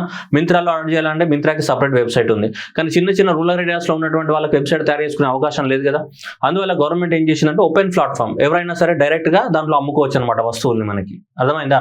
ఓపెన్ ప్లాట్ఫామ్ ఎవరైనా సరే, ఇప్పుడు మన బజార్ జరుగుతాయి కదా, కూరగాయల మార్కెట్లో ఎవరైనా ప్లేస్ కూర్చొని అమ్ముకోవచ్చు. అట్లనే ఇది కూడా ఒక కూరగాయల మార్కెట్ లాంటిది అనమాట. కాకపోతే ఆన్లైన్లో ఎవరైనా అలా వస్తువులు అమ్ముకోవచ్చు అనమాట. ఇప్పుడు ఫ్లిప్కార్ట్ ఎవరంటే వాళ్ళు అమ్ముకోవచ్చా? అమ్ముకోరాదు. అండ్ మింత్రాలు ఎవరంటే వాళ్ళు అమ్ముకోవచ్చా? అమ్ముకోరాదు. అమెజాన్లో ఎవరంటే అమ్ముకోవచ్చా? అమ్ముకోరాదు. కానీ ఇక్కడ ఓపెన్ నెట్వర్క్లో ఏంటిదంటే ఎవరైనా సరే వస్తువులు అమ్ముకోవడానికి అందరికీ యాక్సెస్ ఉంటుంది అనమాట. అప్పుడే మనకు రూరల్ ఏరియాస్లో ఉన్నటువంటి చిన్న మైక్రో స్మాల్ మీడియం ఎంటర్ప్రైజెస్ కూడా ఏమైతే డెవలప్ అవుతాయి, వాళ్ళకు కూడా వాళ్ళ వస్తువుల్ని దాంట్లో పెట్టుకోవచ్చు అనమాట, పెట్టుకుని అమ్ముకోవచ్చు. అలాంటి నెట్వర్క్నే మనం ఓఎన్డీసీ అని చెప్తాం. That is open network for the digital commerce. ఎవరైనా యాక్సెస్ చేసుకోవచ్చు దాన్ని. సో వీళ్ళు ముగ్గురు కలిసి ఇప్పుడు ఏది యూనివర్సల్ సర్వీస్ ఆబ్లిగేషన్ ఫండ్ ఒకటి ప్లస్ సో ఇది ఓఎన్డీసీ కానీ ప్లస్ ప్రసార్ భారతి కానీ ముగ్గురు కలిసి ఒప్పందం చేసుకున్నారనమాట. సో ట్రై పార్టీ అగ్రిమెంట్ ఏంటిది? యుఎస్ఓఎఫ్ కానీ ప్రసార్ భారతి కానీ ఓఎన్డీసీ దేనికోసము? ఎంపవరింగ్ ఆఫ్ ద రూరల్ ఇండియాస్ని ఎంపవర్మెంట్ చేయడానికి కోసము మనకి ఇంకా లాంచ్ చేయడం జరిగింది మనకి. ఓకేనా? సో ఇది ఓఎన్డీసీ అనేది ఏంటిది? Digital public infrastructure. ఇది అంటే ఎవరైనా వాడుకోవచ్చు దీన్ని. ఓకేనా? సో ఎవరు లాంచ్ చేశారు? ఇది DPIIT, ministry of the commerce వాళ్ళు లాంచ్ చేశారు. ఓకేనా? సో ఇది మన యూనివర్సల్ సర్వీస్ ఆబ్లిగేషన్ ఫండ్ ఎవరు? Department of the telecommunication. Prasar Bharati ఎవరిది? Ministry of the information and broadcasting. ONDC ఎవరిది? ఇదంతా కూడా మనకి మినిస్ట్రీ ఆఫ్ ద కామర్స్ వాళ్ళది. సో వీళ్ళు ముగ్గురు కలిసి ఏం చేశారంటే ఒప్పందం రాసుకున్నారు. ఏంటిదంటే పల్లెటూర్ల వరకు కూడా ఏం చేయాలి, మనం ఇవన్నిట్లో రీచ్ చేయాలి. అంటే అక్కడ ఉన్న వస్తువులు కూడా వాళ్ళకి అమ్ముకోవడానికి కూడా వాళ్ళకు కూడా అన్ని రకాల డిజిటల్ సర్వీసెస్ ఏం చేయాలి, అందుబాటులోకి తీసుకురావాలి. అన్ని రకాల డిజిటల్ సర్వీసెస్ అందుబాటులోకి తీసుకురావాలంటే అది ఎవరి వల్ల సాధ్యం అవుతుంది అంటే ఓఎన్డీసీ వల్లనే సాధ్యమే. ఎందుకంటే ఓఎన్డీసీ ఎవరైనా వాడుకోవచ్చు. అందువల్ల ఓఎన్డీసీని ప్రమోట్ చేయాలని అనుకుంటున్నారు. మరి ఓఎన్డీసీని ప్రమోట్ చేయాలంటే దానికి ఫండింగ్ కావాలి. ఆ ఫండింగ్ ఎవరు ఇస్తారు? యూనివర్సల్ సర్వీస్ ఆబ్లిగేషన్ ఫండ్ నుంచి టెలికాం డిపార్ట్మెంట్ వాళ్ళు ఇస్తారు. అవేర్నెస్ ఎవరు క్రియేట్ చేస్తారు? ప్రసార్ భారతి వాళ్ళు అవేర్నెస్ క్రియేట్ చేస్తారు దాని గురించి. ఓకే, కాన్సెప్ట్ అయితే అర్థమైంది కదా. అది next India's first integrated palm oil palm processing unit అనేది మనకి ఓపెన్ అవ్వడం అనేది జరిగింది. సో ఎక్కడ ఓపెన్ అయిందంటే రోయింగ్. ఎక్కడ? సో ఎవరు స్టార్ట్ చేశారు? ఇది 3F ఆయిల్ ప్రైవేట్ లిమిటెడ్ వాళ్ళది. ఎక్కడ? 3F ఆయిల్ అనే ప్రైవేట్ లిమిటెడ్ కంపెనీ వాళ్ళది. ఎక్కడ? Roing lower Dibang valley of the Arunachal Pradesh లో ఓపెన్ అయింది మనకి. ఇక్కడ Roing lower Dibang valley of the Arunachal Pradesh లో ఓపెన్ అయింది. So this factory mark the word first oil farm factory in the Arunachal Pradesh. Number 1 first ఇది అరుణాచల్ ప్రదేశ్ లో first oil farm factory. And second వచ్చేసి India's first oil farm factory under the national edible oil missions. ఇక్కడ కూడా ఏంటి? National edible oil machines కింద ఏంటిది first factory. And Arunachal Pradesh లో కూడా ఏంటిది మనకి ఫస్ట్ ఫ్యాక్టరీ. అండ్ ఇండియాలో కూడా ఏంటిదంటే ఇంటిగ్రేటెడ్, అంటే అన్ని రకాలుగా అక్కడ ఏ వేస్ట్ అనేది ఉత్పత్తి కాదనమాట. అన్నిట్లోనే ఏం చేస్తారంటే సో ప్రాసెసింగ్ చేయడానికి అవకాశం ఉంది అనమాట. ఓకేనా?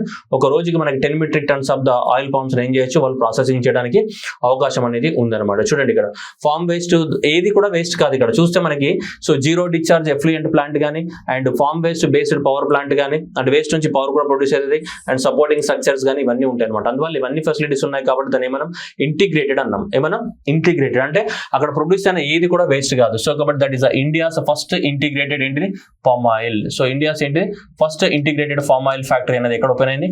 So that is rowing so lower Dibang valley of ఇక్కడ అరుణాచల్ ప్రదేశ్ లో. ఎందుకు ఇంటిగ్రేటెడ్ అంటున్నాం అంటే అందులో ప్రొడ్యూస్ అయ్యే బై ప్రొడక్ట్స్ కానీ ఇవి కానీ ఏవి కూడా వేస్ట్ కావు. అన్నింటి ద్వారా ఏదో రకమైన ప్రొడక్షన్ జరిగింది. Okay, next PB Shabd. PB అంటే ఇక్కడ Prasar Bharati. PB Shabd is nothing but Prasar Bharati. So Shabd అంటే ఏంటిది? ఆడియోనే కదా. శబ్దము అంటే ఆడియోనే కదా, జిల్జిగా అని. ఓకే, శబ్ద్. ఓకే, సో కాబట్టి so shared audio visuals for the broadcast and dissemination అని చెప్తున్నారు. So a news sharing service from the Prasar Bharati. ఓకేనా. పిఎం శబ్ద్ అనేది ఏంటిది అంటే చూడాలి, ఏంటిది news sharing services from the word Prasar Bharati. Prasar Bharati నుంచి న్యూస్ షేరింగ్. ఇప్పుడు చాలా చాలా చిన్న చిన్న న్యూస్ ఛానళ్ళు ఉంటాయి. ఆ చిన్న చిన్న న్యూస్ ఛానల్ ఉన్నాయనుకోండి, సపోజ్ ఒక అమెరికన్ ప్రెసిడెంట్ వచ్చిండు. అమెరికన్ ప్రెసిడెంట్ వచ్చినప్పుడు వాళ్ళకి అలా ఉంటుందా? ఉండదు. పెద్ద పెద్ద న్యూస్ వాళ్ళకి అలా ఉంటుంది. లేదంటే ఇంకొక దేశం ప్రెసిడెంట్ వచ్చిండు, అలా ఉంటుంది. కానీ వాళ్ళ న్యూస్ ఛానల్ వాళ్ళు టెలికాస్ట్ చేసుకోవడానికి లేదు పాపం. డిడి న్యూస్ నుంచి తీసుకుంటారు. డిడి న్యూస్ నుంచి తీసుకుంటే ఏమైతే లోగో వస్తుంది, డిడి లోగో అని, అవునా? అప్పుడు వాళ్ళ బ్రాండ్ వాల్యూ పడిపోతుంది. అందుకని గవర్నమెంట్ ఏం చేసిందంటే చాలా చిన్న చిన్న ఛానల్స్ కానీ, సో ఏ ఛానల్స్ కైనా సరే ఇది మేము లాంచ్ చేస్తాం, దీన్ని ఎవరైనా యాక్సెస్ చేసుకోవచ్చు. డిడి లోగో ఉండదు. లోగో లేకుండా సో ఆడియో విజువల్ని మొత్తం కూడా యాక్సెస్ చేసుకుని వాళ్ళ న్యూస్ ఛానల్లో వాళ్ళు టెలికాస్ట్ చేసుకోవచ్చు. సో కర్టెసీ అని చెప్పేసి ఇట్లా ఏం వేయాల్సిన అవసరం లేదు. డిడి లోగో కూడా ఉండదు. ఎలాంటి లోగో లేకుండా సో అన్ని న్యూస్ ఛానల్స్ అనే వాళ్ళు ఈ ఇన్ఫర్మేషన్ని యాక్సెస్ చేసుకోవచ్చు. గవర్నమెంట్కి కానీ పెద్ద పెద్ద మన సెక్యూరిటీ రీజన్స్ వాళ్ళందరినీ అలో చేయరు కదా, మనం చాలాసార్లు చూస్తుంటాం న్యూస్లలో. సో అందువల్ల సో ఇప్పుడు మనకి ఇది ప్రసార్ భారతి వాళ్ళు లాంచ్ చేశారు అనమాట. ఇది పీబీ శబ్ద్ అనేది చూడండి ఏమన్నారు, ఏ న్యూస్ షేరింగ్ సర్వీస్ అన్నాడు. పీబీ శబ్ద్ అనేది ఏందని అడుగుతాడు, అర్థమైందా? PB Shabd is a news sharing service. ఏది audio visual, audio news, video news అన్ని కూడా డిడి న్యూస్ యొక్క లోగో లేకుండా ఏం లేకుండా నీకు ఇస్తారు, నువ్వు టెలికాస్ట్ చేసుకోవచ్చు అనమాట.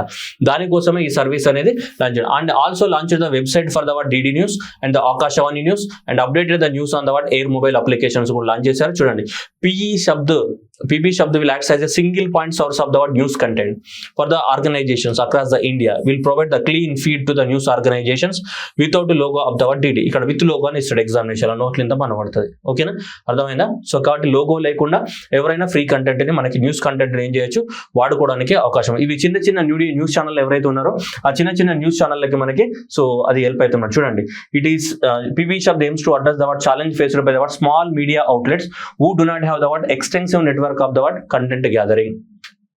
ఓకేనా, the platform will offer the word news stories of the word free charge for the first year. Suppose ఇప్పుడు మనం యూట్యూబ్ ఛానల్ పెట్టామనుకో, మణిపూర్లో ఏం జరుగుతుందో మనం పోయి చూడాలి కదా, అరుణాచల్ ప్రదేశ్ పొక్కలు ఏం జరుగుతుందో మనం పోయి చూడలేదు కదా. సో అందుకని చెప్పేసి డైరెక్ట్ డిడి న్యూస్ నుంచే మనం యూట్యూబ్ ఛానల్లో పెట్టుకోవచ్చు. మనం కూడా ఎక్స్ప్లెయిన్ చేయొచ్చు, this happened, that is happened, last second finally bush. Okay, అర్థమైంది కదా, అదనమాట. ఓకే, సో అలా మనకి న్యూస్ అంటే ఇదంతా కూడా న్యూస్ షేరింగ్ కోసము సపరేట్ గా లాంచ్ చేశారు, ఏదైతే గవర్నమెంట్ ఏజెన్సీ కాబట్టి. ఓకే, పీబీ శబ్ద్ ఎవరు లాంచ్ చేశారు అంటాడు మళ్ళీ, ఇది ministry of the information and broadcasting వాళ్ళది. శబ్ద్ అంటేనే అదనమాట. వాళ్ళ శబ్ద్ అంటే ఏంటి, తగ్గట డాన్స్ అని చెప్పేసి వేరే నామకరణం చేసి పెట్టారు. ఓకేనా, ఎగ్జామినేషన్ మీరు అట్లా కూడా ఆలోచిస్తారు, శబ్దాలు, తాళాలు, రాగాలు అని చెప్పేసి. Okay, next one Ayushman Bharat. మీ అందరికీ తెలుసు 5 లక్షల వరకు ఏమి ఇస్తాం మనం, ఇదంతా చదువుకున్నాం మనం. ఏంటిది ఆయుష్మాన్ భారత్, ప్రధానమంత్రి జన ఆరోగ్య యోజన కింద ప్రతి ఫ్యామిలీకి 5 లక్షల వరకు ఏముంటుంది, మనకి ఇన్సూరెన్స్ ఉంటుందా లేదా? 5 లక్షల వరకు ఏముంటుంది, ఏ ఇన్సూరెన్స్ ఉంటుంది, హెల్త్ ఇన్సూరెన్స్ అనేది ప్రొవైడ్ చేస్తాం 5 lakhs వరకు. ప్లస్ అట్లాగే భారతదేశంలో 1.55 lakhs ఆఫ్ ద ఏం పెట్టాం మనం, వెల్నెస్ సెంటర్స్ పెట్టాం, అంటే ప్రైమరీ హెల్త్ కేర్ సెంటర్స్ పెట్టడం జరిగింది. దేని కింద, సో ఈ ప్రధాన జన ఆయుష్ కింద. అయితే ఈ స్కీమ్ అనేది సరిగ్గా ఇంప్లిమెంట్ చేస్తున్నామా లేదా అని చెప్పేసి దీని గైడ్ లైన్స్ అని చెక్ చేయడానికి కోసం మనకి కమిటీని అపాయింట్ చేయడం అనేది జరిగింది. సో ఏ కమిటీ, వినోద్ కుమార్ పాల్ కమిటీని అపాయింట్ చేయడం అనేది జరిగింది మనకి, నీతి ఆయోగ్ మెంబర్. సో అంటే ఈ స్కీమ్ని ఎట్లా ఇంప్లిమెంట్ చేస్తాం, 16 member కమిటీ, ఆ 16 member కమిటీకి ఇతను చైర్మన్. అంటే ఈ స్కీమ్ అనేది భారతదేశం మొత్తంలో సరిగ్గా ఇంప్లిమెంట్ అవుతుందా, ఇంప్లిమెంట్ అవ్వట్లేదా, ఏంది కథ కార్ఖానా ఒకసారి చూడరా బాయ్ వినోద్ భాయ్ అని చెప్పినారు ఈయనకి. ఓకే, నెక్స్ట్ ఇది కూడా రావచ్చు. ఈ స్కీమ్ పిఎం సూరజ్, ఏంటిది పిఎం సూరజ్ ఉహా మద్దం చాంద్ జల్న ఇలాగే అని చెప్పేసి ఆ పాట కాదు, ఇక్కడ PM Suraj. Okay, PM Suraj అనేది ఎవరు లాంచ్ చేశారనేది మనకి ఇంపార్టెంట్. ప్రధానమంత్రి గారు లాంచ్ చేశారు, మినిస్ట్రీ ఇంపార్టెంట్ ఎగ్జామినేషన్.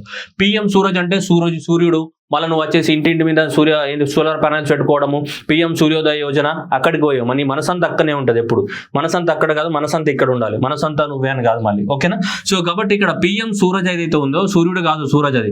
సో ఇది ఎవరు లాంచ్ చేశారు, ministry of the social justice and ministry empowerment వాళ్ళు లాంచ్ చేయడం జరిగింది. అర్థమవుతుందా? సో కాబట్టి ministry of the social justice and empowerment అంటే ఎవరైతే మార్జినలైజ్డ్ కమ్యూనిటీస్, ఎవరైతే వెనకబడిన తరగతుల వాళ్ళు మార్జినలైజ్డ్ కమ్యూనిటీస్ ఉన్నారో వాళ్ళకి హెల్ప్ చేయడానికి, వాళ్ళకి ఎంప్లాయ్మెంట్ ప్రొవైడ్ చేయడానికి, వాళ్ళని ఎంటర్‌ప్రెన్యూర్స్ గా తీర్చిదిద్దడానికి కోసం లాంచ్ చేయడం అనేది జరిగింది. అంతేగాని సూరజ్ అంటే సూర్యుడు అట్లా కాదు మళ్ళీ. ఓకే, కాజల్ పాట, షారుఖ్ ఖాన్ మళ్ళీ తర్వాత. సో కాబట్టి ఇక్కడ ఏం లాంచ్ చేశారు, ఇక్కడ March 13th.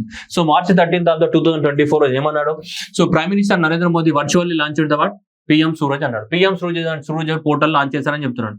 ఏంటిది ఇది ఫుల్ ఫామ్ అంటే చూడండి, ఏమన్నాడు, ప్రధానమంత్రి సామాజిక్ ఉత్థాన్ ఏవం రోజ్గార్ ఆధారిత్ జన కళ్యాణ్. సో అందరికి ఏంటిదంటే జన కళ్యాణ్ అని చెప్తున్నాడు, అందరికీ వెల్ఫేర్ కోసం. దీని ముఖ్య ఉద్దేశం ఏంటిదంటే uplifting of the word, so marginalised sections of the society and sanction credit assistant for the word 1 lakh entrepreneurs from the socially disadvantaged people. 1,00,000 మందికి గవర్నమెంట్ అనేది దాదాపు 720 కోట్లతోటి మనకు లోన్స్ ని శాంక్షన్ చేయడం జరిగింది ఈ స్కీమ్ కింద. ఎవరు? Ministry of the social justice కింద. సో ఎవరెవరికి ఇచ్చారు అంటే వీళ్ళకి షెడ్యూల్ క్యాస్ట్ వాళ్ళకి కానీ, డీనోటిఫైడ్ ట్రైబ్స్ కానీ, నోమాడిక్ ట్రైబ్స్ కానీ, సెమీ నోమాడిక్ ట్రైబ్స్ కానీ, అండ్ బ్యాక్వర్డ్ క్లాసెస్ వాళ్ళు కానీ, అండ్ సఫాయి కర్మచారీస్ కానీ ఎవరైతే ఉన్నారో వీళ్ళందరినీ ఈ స్కీమ్ కింద దాదాపు 1,00,000 మందికి మనకి గవర్నమెంట్ ఆఫ్ ఇండియా అనేది 720 కోట్ల ఆర్థిక సహాయాన్ని అందజేసింది. వాళ్ళు కూడా ఎంప్లాయ్మెంట్ అంటే ఏమంటారు మనకి షాప్స్ పెట్టుకోవడానికి కోసం, వాళ్ళు కూడా డెవలప్మెంట్ అవ్వడానికి కోసం మనకి సో పెట్టడం అనేది. దీనికి సపరేట్ పోర్టల్ కూడా లాంచ్ చేశారు. ఆ పోర్టల్ పేరు ఏంటి? PM Suraj portal. ఎవరు లాంచ్ చేశారు? ప్రైమ్ మినిస్టర్ లాంచ్ కర్ దియా. సో कौन सी మినిస్ట్రీస్ కి ఇంప్లిమెంట్ కర్రే బేటా?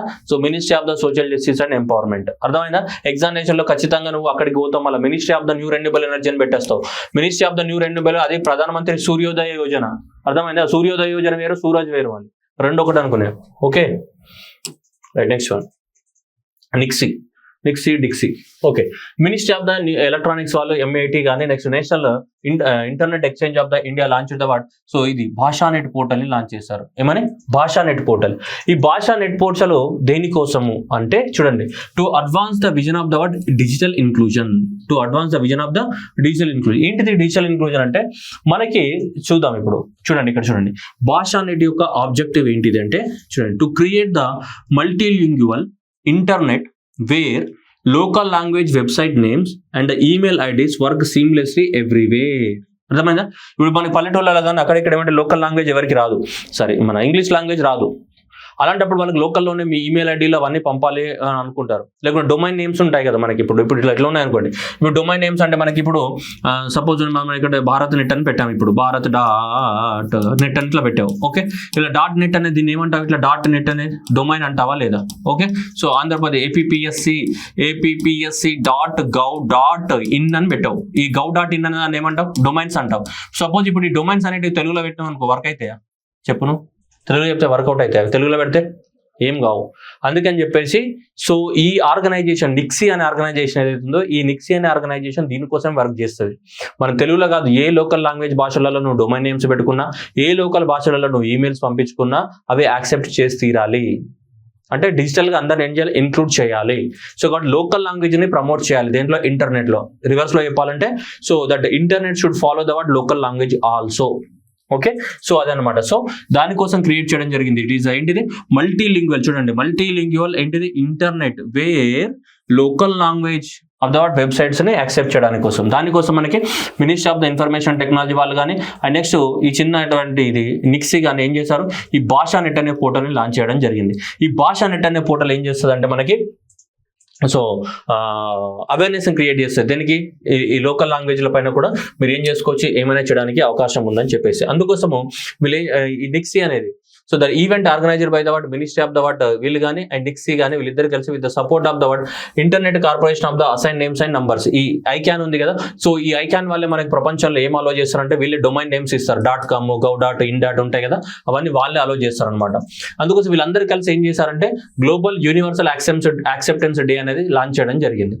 సో ఎప్పుడు లాస్ట్ ఇయర్ నుంచి ఎవ్రీ ఇయర్ మనకు మార్చి 28 సో గ్లోబల్ యూనివర్సల్ యాక్సెప్టెన్స్ డేగా సెలబ్రేట్ చేస్తున్నాం. ఈ ఇయర్ కూడా జరిగింది ఎక్కడ? బెల్గ్రేడ్, సెర్బియాలో సెలబ్రేట్ చేస్తారు వీళ్ళందరూ కలిసి. అంటే ఈ గ్లోబల్ యూనివర్సల్ యాక్సెప్టెన్స్ డే యొక్క ముఖ్య ఉద్దేశం ఏంటి నాన్న అంటే ఇది లోకల్ లాంగ్వేజ్లలో డొమైన్స్ కాదు. ఏ లాంగ్వేజ్లో నువ్వు డొమైన్స్ ని క్రియేట్ చేసినా ఆ లాంగ్వేజ్ అనేది యాక్సెప్ట్ చేయాలి. డొమైన్స్ అనేది ఎవరి సొంతము కాదు. ఆ డొమైన్స్ అనేటివి ఏ లాంగ్వేజ్ లో ఉన్నా, ఏ భాషలో ఉన్నా అందరు ఇంటర్నెట్ యూజర్స్ యూజ్ చేసుకోవచ్చు. ఇప్పుడు .com ఉంది, .com అది వేరే వాడు యూజ్ చేసుకోవచ్చు అంటే యూజ్ చేసుకోవచ్చు. ఒకప్పుడు యూజ్ చేయడానికి లేకుండే. అట్లాగే .in ఎవరైనా యూజ్ చేసుకోవచ్చు. అర్థమవుతుందా? అట్లా ఈ డొమైన్ నేమ్స్ ఏవైతే ఉన్నాయో ఈ డొమైన్ నేమ్స్ అనేది ఏ ఒక్కరికి సొంతము కాదు. ఈ డొమైన్ నేమ్స్ అనేది ఏం చేయాలా? అందరూ యూజ్ చేసుకోవచ్చు అనేదాన్ని అవేర్నెస్ క్రియేట్ చేయాలా. దానికోసమే ఈ గ్లోబల్ యాక్సెప్టెన్స్ డేని మార్చి 28 రోజు ఎవ్రీ ఇయర్ ఏం చేస్తున్నాం? సెలబ్రేట్ చేస్తున్నాము. Got it? సో అది మన భారతదేశంలో దాన్ని ఎవరు ప్రమోట్ చేస్తున్నారు అంటే ఇది ఏది national internet exchange of the India అనేది మన ఢిల్లీలో ఉంది. 2003లో ఈ ఆర్గనైజేషన్ స్థాపించడం జరిగింది. ఈ నాన్ ప్రాఫిట్ ఆర్గనైజేషన్ అనేది పోరాటం చేస్తుంది దీనికోసం భారతదేశంలో. ఏంటిది? డొమైన్ నేమ్స్ అనేది ఎవరి అబ్బసొత్తు కాదు. డొమైన్ నేమ్స్ అనేది అందరూ ఏ భాషలో అయినా ఎవరైనా ఏ డొమైన్ నేమ్ అయినా వాడుకోవచ్చు. Done. Next prime minister Narendra Modi visited the Jammu కాశ్మీర్కి పోయినాడంట. సో మనకి అక్కడ పోయిన తర్వాత జమ్మూ కాశ్మీర్ ఏం లాంచ్ చేసినాడు, దేకో అప్నా దేశ్ పీపుల్స్ చాయిస్ ని లాంచ్ చేయడం జరిగింది. దేకో అప్నా దేశ్ పీపుల్స్ చాయిస్ 2024 అనే పోలింగ్ ని స్టార్ట్ చేశాడు. భారతదేశంలో ఏ ప్రాంతాలు అనేవి నువ్వు చూడాలనుకుంటున్నావు అని చెప్పేసి ఒక పోలింగ్ పెట్టినమాట. అంటే మనకి ఇప్పుడు తాజ్ మహల్ ని చూస్తావా, తాజ్ మహల్ దగ్గర సెల్ఫీ దిగుతావా, లేదంటే ఆగ్రా ఫోటో పోతావా, దాని వెనుక సెల్ఫీ దిగుతావా, లేదంటే సముద్రంలో ద్వారకలో దూకుతావా, అక్కడ సెల్ఫీ తీసుకుంటావా, ఏది ఇష్టం నీకు అని చెప్పేసి ఏం చేశారు, పెద్ద పోలింగ్ పెట్టారు అనమాట. అంటే నువ్వు ఇష్టం అండి. ఏ పోలింగ్స్ అనేటిగో స్పిరిచువల్ కేటగిరీ, భక్తి కేటగిరీ కానీ, కల్చరల్ కానీ, న్యాచురల్ అండ్ వైల్డ్ లైఫ్ కానీ, నెక్స్ట్ అడ్వెంచరస్ కానీ అండ్ అదర్స్ కేటగిరీ లోపల మనం పోలింగ్ పెట్టారు అనమాట. దేనికి ఎక్కువ పోలింగ్ వస్తుందో చెక్ చేస్తారు, ఎక్కువ మంది దేనికి ఓటేస్తారు అని చెప్పేసి. ఇక్కడ మరి ఓటేయాలంటే ఎక్కడికి వెళ్ళాలి, ఇక్కడికి వెళ్ళాలి. ఇది మై గవ్ ప్లాట్ఫామ్ లోకి వెళ్ళి దీనికి అక్కడ సైట్స్ కనిపిస్తాయి, ఆ సైట్స్ పైన ఏం చేయాలి, ఓటేయాలి. ఎక్కువ మంది ఓటేసింది ఏమైతే పాపులర్ సైట్ గా డిక్లేర్ చేస్తారు అనమాట గవర్నమెంట్ ఆఫ్ ఇండియా. అండ్ దీంట్లో భాగంగానే అంటే ఎందుకు ఇదంతా కూడా ఇండియాలో టూరిజాన్ని ప్రమోట్ చేయాలని చెప్పేసి, అండ్ దీంట్లో భాగంగానే గవర్నమెంట్ ఆఫ్ ఇండియా ఏం చేసిందంటే, సో ఇది కూడా లాంచ్ చేయడం జరిగింది. ఏంటిది, చలో India global diaspora campaign launch చేయడం జరిగింది. సో దీనికోసం గవర్నమెంట్ ఆఫ్ ఇండియా కొన్ని 670 కోట్లు కేటాయించడం కూడా జరిగింది. దీంట్లో భాగంగా ఏంటిదంటే, ఇప్పుడు మా దోస్తులు ఉన్నారు కదా, అమెరికాకు పోయి చదువుకుంటారా లేదా, వాడు ఏం చెప్పాలా, అరే మా భారతదేశం మస్తు ఉంటుంది మామ, రామామ హైదరాబాద్లో బిర్యానీ ఉంటుంది, ఈయనే బావర్చి ఉంటుంది, బావర్చిలో బిర్యానీ తినిపిస్తాను నీకు అని చెప్పి వాడిని మోటివేట్ చేయాలా. అర్థమైందా, వాడిని మోటివేట్ చేసి సో ఏం చేయాలి, హైదరాబాద్కి పట్టుకొని రావాలి, లేదంటే విశాఖపట్నం ఆ బీచ్ బాగుంటుంది అని చెప్పేసి. అలా ప్రతి ఇండియన్ ఎవరైతే ఫారెన్ లో ఉంటారో, ఆ ఇండియన్ ఏమంటాం, ఎన్ఆర్ఐ అంటాం కదా, ప్రతి ఎన్ఆర్ఐ మన ఇండియన్స్ ఎక్కడైతే ఫారెన్ లో ఉన్నారో వాళ్ళందరూ కనీసం ఒక్కొక్కటి 5 లాక్కొని రావాలి. ఎడికి, భారతదేశానికి. అరే మా దేశం బాగుంటుంది మా అమ్మ, రా నువ్వు టూరిజం ఇక్కడ తురుము అని చెప్పి నువ్వు చెప్పి అలా ప్రతి ఎన్ఆర్ఐ ఇండియన్ ఎవరైతే వేరే అబ్రాడ్ లో ఉంటున్న మన ఇండియన్స్ ఎవరైతే ఉన్నారో వాళ్ళు కనీసం ఒక్కొక్కరు 5 కనుక మన భారతదేశానికి తీసుకొచ్చినట్టు అయితే వాళ్ళ ఫ్రెండ్స్ సర్కిల్లో ఖచ్చితంగా భారతదేశంలో ఏం పెరుగుతుంది, టూరిజం అనేది పెరుగుతుంది. లక్ష్యంతో ఇది లాంచ్ చేయడం జరిగింది. ఏది, చలో ఇండియా గ్లోబల్ డయాస్పోరా క్యాంపెయిన్. అంటే మన డయాస్పోరా అంటే మన ఇండియన్సే కదా, మన ఇండియన్స్ అందరూ మోటివేట్ చేయాలి. ఎవరిని, ఫారినర్స్ ని మోటివేట్ చేయాలి. ఏమని, చలో ఇండియా బాయ్, చలో బిర్యానీ ఖాయింగ్ అని చెప్పేసి. ఓకే, సో అలా మోటివేట్ చేయాలి. చూడండి ఇక్కడ ఏమన్నాడు, PM cars for the Indian diaspora. మన ఎన్ఆర్ఐస్ కి మన ఏమని చెప్తున్నాం, urge at least 5 non Indian friends ని ఇండియాకి తీసుకొచ్చేటట్టు ఏం చేయాలా చేసి, తర్వాత ఏం చేయాలా, బిర్యానీ తినిపించి ఇవంక ట్రంప్ వచ్చి గోల్కొండ ఫోర్ట్ పైన సెల్ఫీ తీసుకొని పోయినట్టు అయినా కూడా ఏం చేయాలి, గోల్కొండ ఫోర్ట్ పైన ఫోటో తీసి మళ్ళీ సాగజంపాలి. ఓకేనా, రైట్. నెక్స్ట్ బెగోనియా నరహరి అనేది ఒక కలర్ఫుల్ ఫ్లవరింగ్ ప్లాంట్ అన్నమాట. కొత్త ప్లాంట్ అనేది మనకి ఇది మన అరుణాచల్ ప్రదేశ్ లోని మిష్మి హిల్స్ లో, లోహిత్ డిస్ట్రిక్ట్ లో ఉన్నటువంటి మిష్మి హిల్స్ లో డిస్కవరీ చేయడం అనేది జరిగింది. ఎవరు అంటే వీళ్ళిద్దరు కలిసి Meghalaya university and CSIR central council for industrial research వాళ్ళు, అస్సాం వాళ్ళిద్దరు కలిసి రీసెర్చ్ చేశారు. అండ్ సిఎస్ఆర్ యొక్క డైరెక్టర్ అయినటువంటి మనకి నరహరి రావు, ప్రొఫెసర్ గరకపాటి నరహరి శాస్త్రి పేరుని పెట్టడం అనేది జరిగింది అనమాట దానికి. ఓకేనా, IUCN లిస్ట్ ప్రకారం దీని యొక్క డాటా అవైలబిలిటీ లేదు. ఇది మరి క్రిటికల్ ఎండేంజర్డ్ అట్లా ఎండేంజర్డ్ అంటే ఇది డాటా డెఫిషియెంట్ అనమాట. దీని గురించి ఎవరికి తెలియదు. డాటా డెఫిషియెంట్ అంటే ఈ ప్లాంట్స్ గురించి ఎవరికి తెలియదు, ఎందుకంటే కొత్త ప్లాంట్స్ కదా, డాటా డెఫిషియన్స్ ఎవరి దగ్గర లేదు. IUCN లిస్ట్ ప్రకారం ఈ బెగోనియా నరహరి అనేది ఏంటిది, మనకి డెఫిషియెంట్ కేటగిరీలోకి రావడం జరుగుతుంది. బెగోనియా నరహరి. నెక్స్ట్ బ్రిసెతోవా ఇస్రో a new species of the deep sea isopod identified in the Kerala named after the ISRO. So ISRO పేరు పెట్టడం జరిగింది దానికి, నేమ్డ్ ఆఫ్టర్ ద ఇస్రోకి గౌరవం ఇవ్వడానికి కోసం మనకి Kollam district of the coastal areas లోపల మనకి దాన్ని డిస్కవరీ చేయడం జరిగింది. దాన్ని డిస్కవరీ చేసినందుకు మనకి దాని పేరు పెట్టడం అనేది జరిగింది. సో దాని పేరే ఏది, మన బ్రిసెతోవా ఇస్రో ఈ పేరు పెట్టడం అనేది జరిగింది. ఓకేనా, the species named after the Indian space research organisation national space for successful of the space mission Chandrayaan 3 and Brusetta isro is the teeny fish parasitic crustacean resides in the cavity of the fish species of the Kerala coast. The species belongs to the genus Brusetta. Okay, discovery publish in the systematic parasitology అనే ఒక దానిలో మనకి publish చేయడం అనేది జరిగింది. బ్రుసెతో ISRO. Next, Geological Survey of India published a book titled An Illustrated Guide to the lepidoptera గురించి, అంటే చిన్న బటర్ఫ్లైస్ ఉంటాయి కదా వాటికి సంబంధించి, సో వాటి యొక్క టాక్సానమిక్ ప్రొసీజర్స్ కానీ, ఫ్యామిలీ క్యారెక్టర్స్ కానీ, డైవర్సిటీ కానీ, డిస్ట్రిబ్యూషన్ కానీ, వాటన్నిటి గురించి మనకి లెప్టాప్టాప్ గురించి మనకి ఎవరు సో ధృతి బెనర్జీ రాయడం జరిగింది ఈ బుక్ని. సో ఎవరు పబ్లిష్ చేశారు? Zoological survey of India launch చేయడం అనేది జరిగింది. పెద్ద ఇంపార్టెంట్ ఏం కాదు, but anyway. Rajasthan became the first state to launch the water resources dash board. Dash board అంటే ఏంటి? రైల్వే స్టేషన్లలో మనం పోయినప్పుడు కనిపిస్తుంటాయి కదా, ఈ రైలు ఈ టైంకి వస్తుంది, ఆప్కా రైల్ ప్లాట్ఫామ్ పర్ నంబర్ 5 పర్ రగే అట్లా ఉంటుందా లేదా డాష్ బోర్డ్. అట్లనే ఇక్కడ కూడా Rajasthan government dash board launch చేసింది. దీనికి సంబంధించింది వాటర్ రిసోర్సెస్ సంబంధించినటువంటి డాష్ బోర్డ్ లాంచ్ చేయడం జరిగింది. అంటే వాళ్ళ రాష్ట్రంలో వాటర్ రిసోర్సెస్ ఏమున్నాయి, ఎక్కడెక్కడ ఎంత వాటర్ స్టోరేజ్ ఉన్నాయి, ఏంది ఎప్పటికప్పుడు ఏమైతే మనకి డిస్ప్లే అవుతుంటుంది అనమాట. So Rajasthan became the first state in India to launch the state water resources information systems dashboard to focus our drought and next it enable our better water management. అక్కడ ఉన్నటువంటి 242 dams కానీ, వాటికి సంబంధించిన ఇన్ఫర్మేషన్ కానీ, check dams కానీ ఏమేమి ఉన్నాయో అవన్నీ ఎప్పటికప్పుడు అయితే మనకు పెద్ద బోర్డు ఉంటుంది, ఆ బోర్డు పైన స్క్రోల్ అయితే ఉంటుంది. ఎక్కడ ఏం రిజర్వాయర్ ఉంది, దాంట్లో వాటర్ లెవెల్ ఎంత ఉంది, ఎంత వాడుతున్నారు, ఏం చేస్తున్నారు, ఏంటిదని అని చెప్పేసి ఎప్పటికప్పుడు ఏం చేయొచ్చు, మనకి మానిటర్ చేయొచ్చు అనమాట. సో అలా మనకి డాష్ బోర్డ్ లాంచ్ చేసినటువంటి మొదటి రాష్ట్రము ఏది? Rajasthan. Next PM inaugurated the India's ఏంటిది? So India's first automobile in plant railway sliding project of the Maruti Suzuki in the Gujarat. So అది కూడా ఇక్కడ Ahmedabad, it is located in the Aslanpur Mehsana district of the Gujarat లో లాంచ్ చేయడం జరిగింది. ఏం లేదు, రైల్వే స్టేషన్ ఉంటుంది, ఆ రైల్వే స్టేషన్ లో ఒక పెద్ద ప్లాట్ఫామ్ కట్టారు అనమాట. అది దేనికి సంబంధించిందంటే ఆటోమొబైల్స్ కి సంబంధించినటువంటి ప్లాట్ఫామ్ కట్టడం జరిగింది. సో దాన్నే ఇండియాస్ ఏంటి మనకి first automobile in plant railway sliding అని పేరు పెట్టడం జరిగింది. సో అది సుజుకి వాళ్ళు మనకి నిర్మించడం జరిగింది 976 కోట్లతోటి. సో దాన్ని మనకి 2.5 లాంగ్ కిలోమీటర్ వాళ్ళు నిర్మించడం అనేది జరిగింది మనకి. ఓకే, ఎవరు? Gujarat rail infrastructure development corporation in association with Maruti Suzuki వాళ్ళతోటి.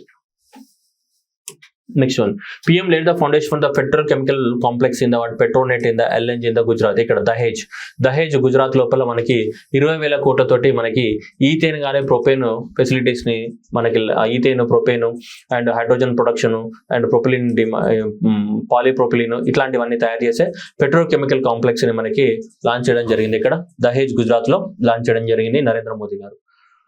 ఓకే, నెక్స్ట్ అట్లాగే సో కొచ్రాబ్ ఆశ్రమ్ అండ్ నెక్స్ట్ ఏంటిది గాంధీ ఆశ్రమ్, ఈ రెండింటిని డెవలప్మెంట్ చేయడానికి కూడా మనకి అహ్మదాబాద్ గుజరాత్ లో మనకి మళ్ళీ సో లాంచ్ చేయడం అనేది జరిగింది. ఆశ్రమ్ ని తయారు చేయడానికి కోసం గాంధీ ఆశ్రమాన్ని పునర్నిర్మించింది. Next Maharashtra Eknath Shinde launch the India's first LNG powered buses liquefied natural gas. CNG బస్సులు ఉన్నాయి కానీ ఎల్ఎన్జి గురించి మాట్లాడుతున్నాం మనం. That is a liquefied natural gas. Is the India's first liquefied natural gas bus, powered bus which was operated by the Maharashtra state road corporation వాళ్ళు.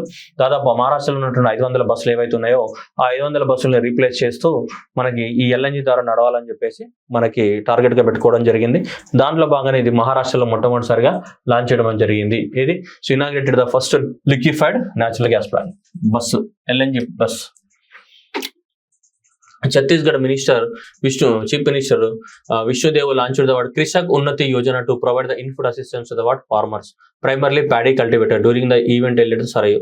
So వాళ్ళ కోసము launch చేస్తారట మనకి. జస్ట్ ఇది కృషి ఉన్నతి యోజన అనేది ఏ రాష్ట్రం లాంచ్ చేసిందని గుర్తుపెట్టుకోండి, ప్యాడీ ఫార్మర్స్ హెల్ప్ చేయడానికి కోసం. ఇది ఛత్తీస్గఢ్ రాష్ట్రం.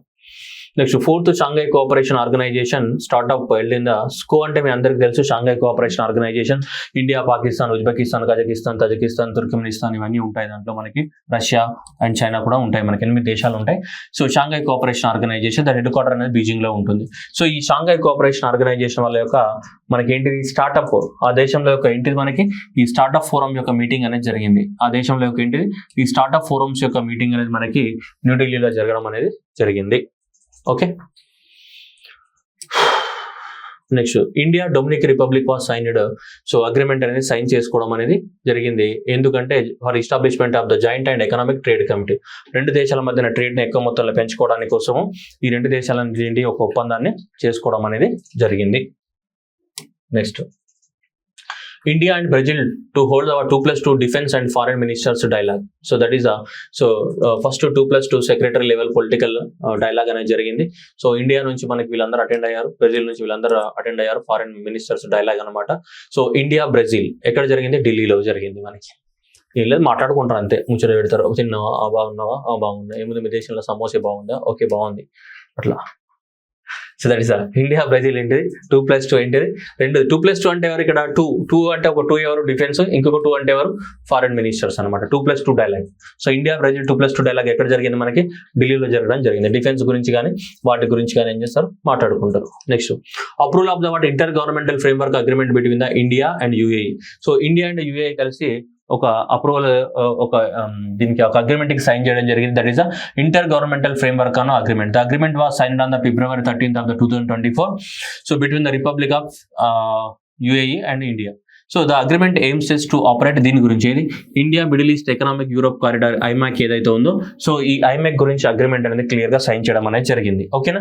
So India middle east Europe corridor అనేది మనకి G20 సమ్మిట్ ఏదైతే మనకి సెప్టెంబర్ లో మనకి ఇండియాలో జరిగిందో ఆ సెప్టెంబర్ లో జరిగింది 2023 సెప్టెంబర్ లో జరిగింది కదా.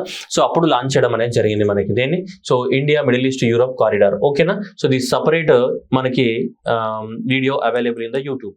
ఓకేనా. దీనికి సంబంధించి ఏంటిది ఇండియా మిడిల్ ఈస్ట్ కారిడార్ అంటే ఏంటిది అనేది సపరేట్ గా మనకి అవైలబిలిటీ ఉంది. వీడియో అనేది ఒక 15 minutes చాలా జాగ్రత్తగా చూడండి. ఇక్కడ చెప్పడానికి సాధ్యం కాదు, చెప్పిన అర్థం కాదు అది. ఓకేనా. So India middle east Europe corridor separate video ఉంది, you can search. Next one grid India granted the what Miniratna category status by the ministry of the power. Ministry of the power కింద పనిచేసేటువంటి ఆర్గనైజేషన్ ఇది grid India control of the India. So grid India control of the India అనేది ఒక government company. ఈ government కంపెనీకి so ఏమి ఇచ్చారంటే దీనికి మనకి మినిరత్న కేటగిరీ స్టాటస్ అనేది ఇవ్వడం జరిగింది. ఇది 2009లో ఎస్టాబ్లిష్మెంట్ చేయడం అనేది జరిగింది. ఇది భారతదేశంలో పవర్ సిస్టమ్స్ అన్నిట్లో ఏం చేస్తుంది ఆపరేట్ చేస్తుంది మొత్తం కూడా. ఓకేనా. సో అంటే ఇవన్నీ థర్మల్ పవర్ ప్లాంట్ ఎట్లా నడుస్తున్నాయి ఏంది కథా కరకన మొత్తం ఇది చూసుకుంటుంది అనమాట. ఇది గ్రిడ్ అంటే అదే కదా power grid. So grid control of the India దీనికి మినిరత్న కేటగిరీ 1 అనేది ఇవ్వడం జరిగింది. మినిరత్న మహారత్న నవరత్నాస్ అన్ని ఏంటి అవి గవర్నమెంట్ కంపెనీస్ కదా. మినిరత్న కేటగిరీ రావాలంటే సో ప్రాఫిట్స్ అనేది ఉండాలి లాస్ట్ 3 years లో కనీసము నెట్ ప్రాఫిట్ అనేది 30 కోట్లు అనేది ఉండాలి అండ్ పాజిటివ్ గా గ్రోత్ అనేది ఉండాలి. అట్లా ఉన్నప్పుడు మాత్రమే ఏముంటది మనకి సో మినిరత్న కేటగిరీ స్టాటస్ అనేది ఇవ్వడం అనేది జరుగుతూ ఉంటుంది. అలా ఈ power grid control of the ఇండియాకి వచ్చాం మినిరత్న కేటగిరీ స్టాటస్ అనేది ఇవ్వడం జరిగింది.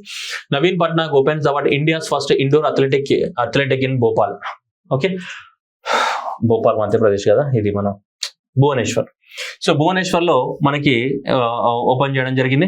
So that is Mondo SpA an Italian film has set up the 10,000 square meters of the track. So దీంట్లో మనకి లాంగ్ జంప్ కానీ ట్రిపుల్ జంప్ కానీ 100 meters కానీ 200 meters కానీ పోల్ వాల్ట్ కానీ షార్ట్ పుట్ కానీ ఇవన్నీ చేసుకోవడానికి మనకి అవకాశం ఉంది. దాదాపు 120 కోట్లతోటి పెద్దగా ట్రాక్ ని ఓపెన్ చేయడం అనేది జరిగింది అథ్లెటిక్స్ కి సంబంధించి భారతదేశంలో. సో మనకి ఏమైనా సరే హాకీ కానీ అథ్లెటిక్స్ కానీ ఎక్కువ మొత్తంలో ఇప్పుడు ఒడిస్సాకి షిఫ్ట్ అవుతున్నాయి. ఎందుకంటే అక్కడనే ఎక్కువ మొత్తంలో ఏంటిది పెద్ద ఇన్ఫ్రాస్ట్రక్చర్ డెవలప్మెంట్ చేయడం అనేది జరిగింది. అలా ఒడిస్సా అనేది మనకి indoor athletics centre and aqua centre ని కూడా మనకి ఇనాగ్రేట్ చేయడం అనేది జరిగింది. ఓకేనా. ఆక్వాటిక్ సెంటర్ విత్ 1000 spectators 1000 మంది కూర్చొని మనకి సో ఈత కొడుతుంటే మనం ఏం చేయొచ్చు స్విమ్మింగ్ చూడొచ్చు అనమాట. అది కూడా ఓపెన్ అవ్వడం జరిగింది. Next so central Indian council for agriculture research and the central marine fishery research institute ఎక్కడ ఉంటుంది కోచిలో ఉంటుంది. సెంట్రల్ మెరైన్ ఫిషర్ రీసెర్చ్ ఎక్కడ ఉంటుంది కోచిలో ఉంటుంది. వీళ్ళు కలిసి మనకు ఒక యాప్ లాంచ్ చేశారు. దాని పేరు ఏంటిది మెర్లిన్. సో మెర్లిన్ అనే యాప్ లాంచ్ చేయడం జరిగింది. సో ఇది చేపలకు సంబంధించిన అనమాట. అంటే to encourage the citizen science initiatives in the marine fisheries research. Marine fisheries ఏవైతే ఉన్నాయో దానికి సంబంధించి దాంట్లో రీసెర్చ్ అవన్నీ కూడా చేయడానికి కోసము మెర్లిన్ అనే యాప్ ని లాంచ్ చేయడం అనేది జరిగింది. ఎవరు central marine fisher research institute ఎక్కడ ఉంటుంది కోచిలో ఉంటుంది. వాళ్ళు and Indian council for agriculture research కలిసి లాంచ్ చేయడం జరిగింది. Next ministry of the home affairs. Ministry of the home affairs Sankalp అనే యాప్ లాంచ్ చేయడం జరిగింది. ఇక్కడ ministry of the home affairs launch చేయడం సంకల్ప్ కాదు సంకలన్. ఏంటి సంకలన్ అంటే ఏంటిది మనము compilation. Sankalan is nothing but compilation. So ఇలా మనకి ఈ యాప్ లాంచ్ చేయడం అనేది జరిగింది. దాంతో పాటు మనకి చూడొచ్చు ఇక్కడ Amit Shah minister of the virtual inaugurated the unique digital criminal case management system CCMS and designed by the National Investigation Agency in the New Delhi, and he is also launched the Sankalan mobile app which was prepared by the National Crimes Records Bureau వాళ్ళు. ఓకేనా. So ఏ app ఎవరు launch చేశారనేది చాలా చాలా important. ఇక్కడ CCMS ఈ CCMS ఏదైతే ఉందో ఈ CCMS ని లాంచ్ చేశారు ఇది నేషనల్ ఇన్వెస్టిగేషన్ ఏజెన్సీ వాళ్ళు. అండ్ ఈ సంకలన్ అనే యాప్ ని మనకి ఎవరు NCRB వాళ్ళు లాంచ్ చేయడం జరిగింది. ఈ NCRB వాళ్ళు ఎందుకు లాంచ్ చేశారంటే మనకి ఇప్పుడు ఇండియన్ పీనల్ కోడ్ కానీ Indian civil CRPC criminal procedure code కానీ ఇవన్నీ ఏమైనా చేంజ్ అయిపోయినా లేవా మనం ఇప్పుడు కొత్తగా తీసుకొచ్చాం కదా. అందువల్ల కొత్త లాస్ కి పాత లాస్ కి తేడా ఏమున్నాయి అనేది మనకు ఒక అవేర్నెస్ అవేర్నెస్ ని క్రియేట్ చేయడానికి కోసము ఈ సంకలన్ అనే యాప్ ని క్రియేట్ చేయడం జరిగింది. అండ్ నెక్స్ట్ అది CCMS అనేది ఏంటిదంటే మనకి తొందరగా వీళ్ళని పట్టుకోవడానికి, టెర్రరిస్టులను కానీ వాళ్ళని వీళ్ళని తొందరగా పట్టుకోవడానికి కోసము ఆ CCMS అనే సిస్టమ్ ని లాంచ్ చేయడం జరిగింది. ఆ CCMS లో ఏముంటుంది చూడండి, CCMS enables national investigation agency మనకేంటి better to coordinated in the terrorism and organised crimes ని తొందరగా పట్టుకోవడానికి కోసం వీళ్ళందరినీ కూడా టెర్రరిజం కానీ ఆర్గనైజ్డ్ క్రైమ్ లో సో వీళ్ళ CCMA ఉంటే ఆన్లైన్ ద్వారా తొందరగా మనం ఏం చేయొచ్చు, ఈ సినిమాలలో చూస్తుంటాం కదా, ఫింగర్ ప్రింట్స్ మ్యాచ్ అయినాయా, ఐస్ మ్యాచ్ అయినాయా, ఇవన్నీ చూస్తుంటాం కదా, అది ఫ్యామిలీ మన వెబ్ సిరీస్కి ఎంత చూపిస్తాడు, ఎంత దారుణంగా చూపిస్తాడు NIA మనకి మనోజ్ బాజ్పేయి. సో అట్లా తొందరగా మనకి ఆన్లైన్లో మనం ఏం చేయొచ్చు, సో వాళ్ళకి అది లాంచ్ చేయడం, CCMS సిస్టమ్ లాంచ్ చేయడం జరిగింది. ఇది పాత చట్టాలు కొత్త చట్టాల గురించి అవగాహన కల్పించడానికి కోసం ఏంటి సంకల్ని లాంచ్ చేయడం జరిగింది. అట్లాగే మనకి new 2 branches of the NIA, Jammu కాశ్మీర్లో ఒకటి, అదే ఛత్తీస్గఢ్లో ఒకటి, మనకి NIA నేషనల్ ఇన్వెస్టిగేషన్ యొక్క బ్రాంచెస్ అనేవి ఓపెన్ అవ్వడం జరిగింది. ఒకటి సో NIA ఒకటి, అండ్ నెక్స్ట్ వచ్చేసి కోచిలో ఒకటి అనేది ఓపెన్ అవ్వడం జరిగింది మనకి. ఓకే, నెక్స్ట్ వచ్చేస్తే star bust acceleration and IIT Madras signed the memorandum of understanding to establish the 100 million euros startup hub. 100 million euro startup hub. So మనం తీసుకుంటే French aerospace and defence aeroframe star burst accelerator collaborated with the Indian institute of technology Madras. So వీళ్ళిద్దరు కలిసి మనకి startup fund 100 million euros తోటి ఒక startup fund ని మనకి launch చేయడం అనేది జరిగింది. ఎంత 100 million euros తోటి 100 million euros తోటి స్టార్ట్అప్ ఫండ్ లాంచ్ చేశారు. అండర్ దిస్ పార్ట్నర్షిప్ వీళ్ళందరూ కూడా so strengthen the India's aviation sector, space కానీ డిఫెన్స్ సెక్టర్ ని స్పేస్ చేయడానికి కోసము మనకి ఇది సో 80 స్టార్ట్అప్స్ ని ప్రమోట్ చేయడం జరిగింది ఇక్కడ. So IIT Madras Chennai campus లో లాంచ్ చేయడం అనేది జరిగింది వీళ్ళతో. ఎవరితో ఇది స్టార్ బస్ట్ యాక్సలరేటర్ తో కలిపి. ఇది ఫ్రాన్స్ యొక్క కంపెనీ. సో వీళ్ళతో ఏంటి మనకి ఏవియేషన్ సెక్టర్ లో మనకి ఎక్కువ మొత్తం ఏవియేషన్ అంటే ఏరోప్లేన్లలో కానీ స్పేస్ లో కానీ డిఫెన్స్ సెక్టర్ లో ఎక్కువ మొత్తం ఏంటిది రీసెర్చ్ చేయడానికి కోసం వీళ్ళిద్దరు కలిసి మనకి స్టార్ట్అప్ కంపెనీస్ లాంచ్ చేస్తున్నారు ఇండియాలో. ఎవరు? Star bust accelerator and IIT Madras to establish the 100 million euro startup hub ని స్టార్ట్ చేయడం అనేది జరుగుతుంది. ఓకేనా? సో ఇవి మనకి టోటల్ గా ఓవరాల్ గా ఉన్నటువంటి ఏంటి March 15 నుంచి March 31 వరకు ఉన్నటువంటి current affairs. Okay, thank you everyone. And Telangana వాళ్ళైతే పాలపిట్ట ఆన్లైన్ అకాడమీ, ఆంధ్రప్రదేశ్ వాళ్ళైతే అమరావతి ఆన్లైన్ అకాడమీ సబ్స్క్రైబ్ చేసుకోండి. మీకు ఇష్టమైతే లేదంటే వదిలేయండి. PDFs కోసం టెలిగ్రామ్ ఛానల్లో జాయిన్ అవ్వండి. PDFs అనేటివి మనకి టెలిగ్రామ్ ఛానల్లో అవైలబిలిటీ ఉంటాయి. Okay, thank you everyone and all the best. నమస్తే.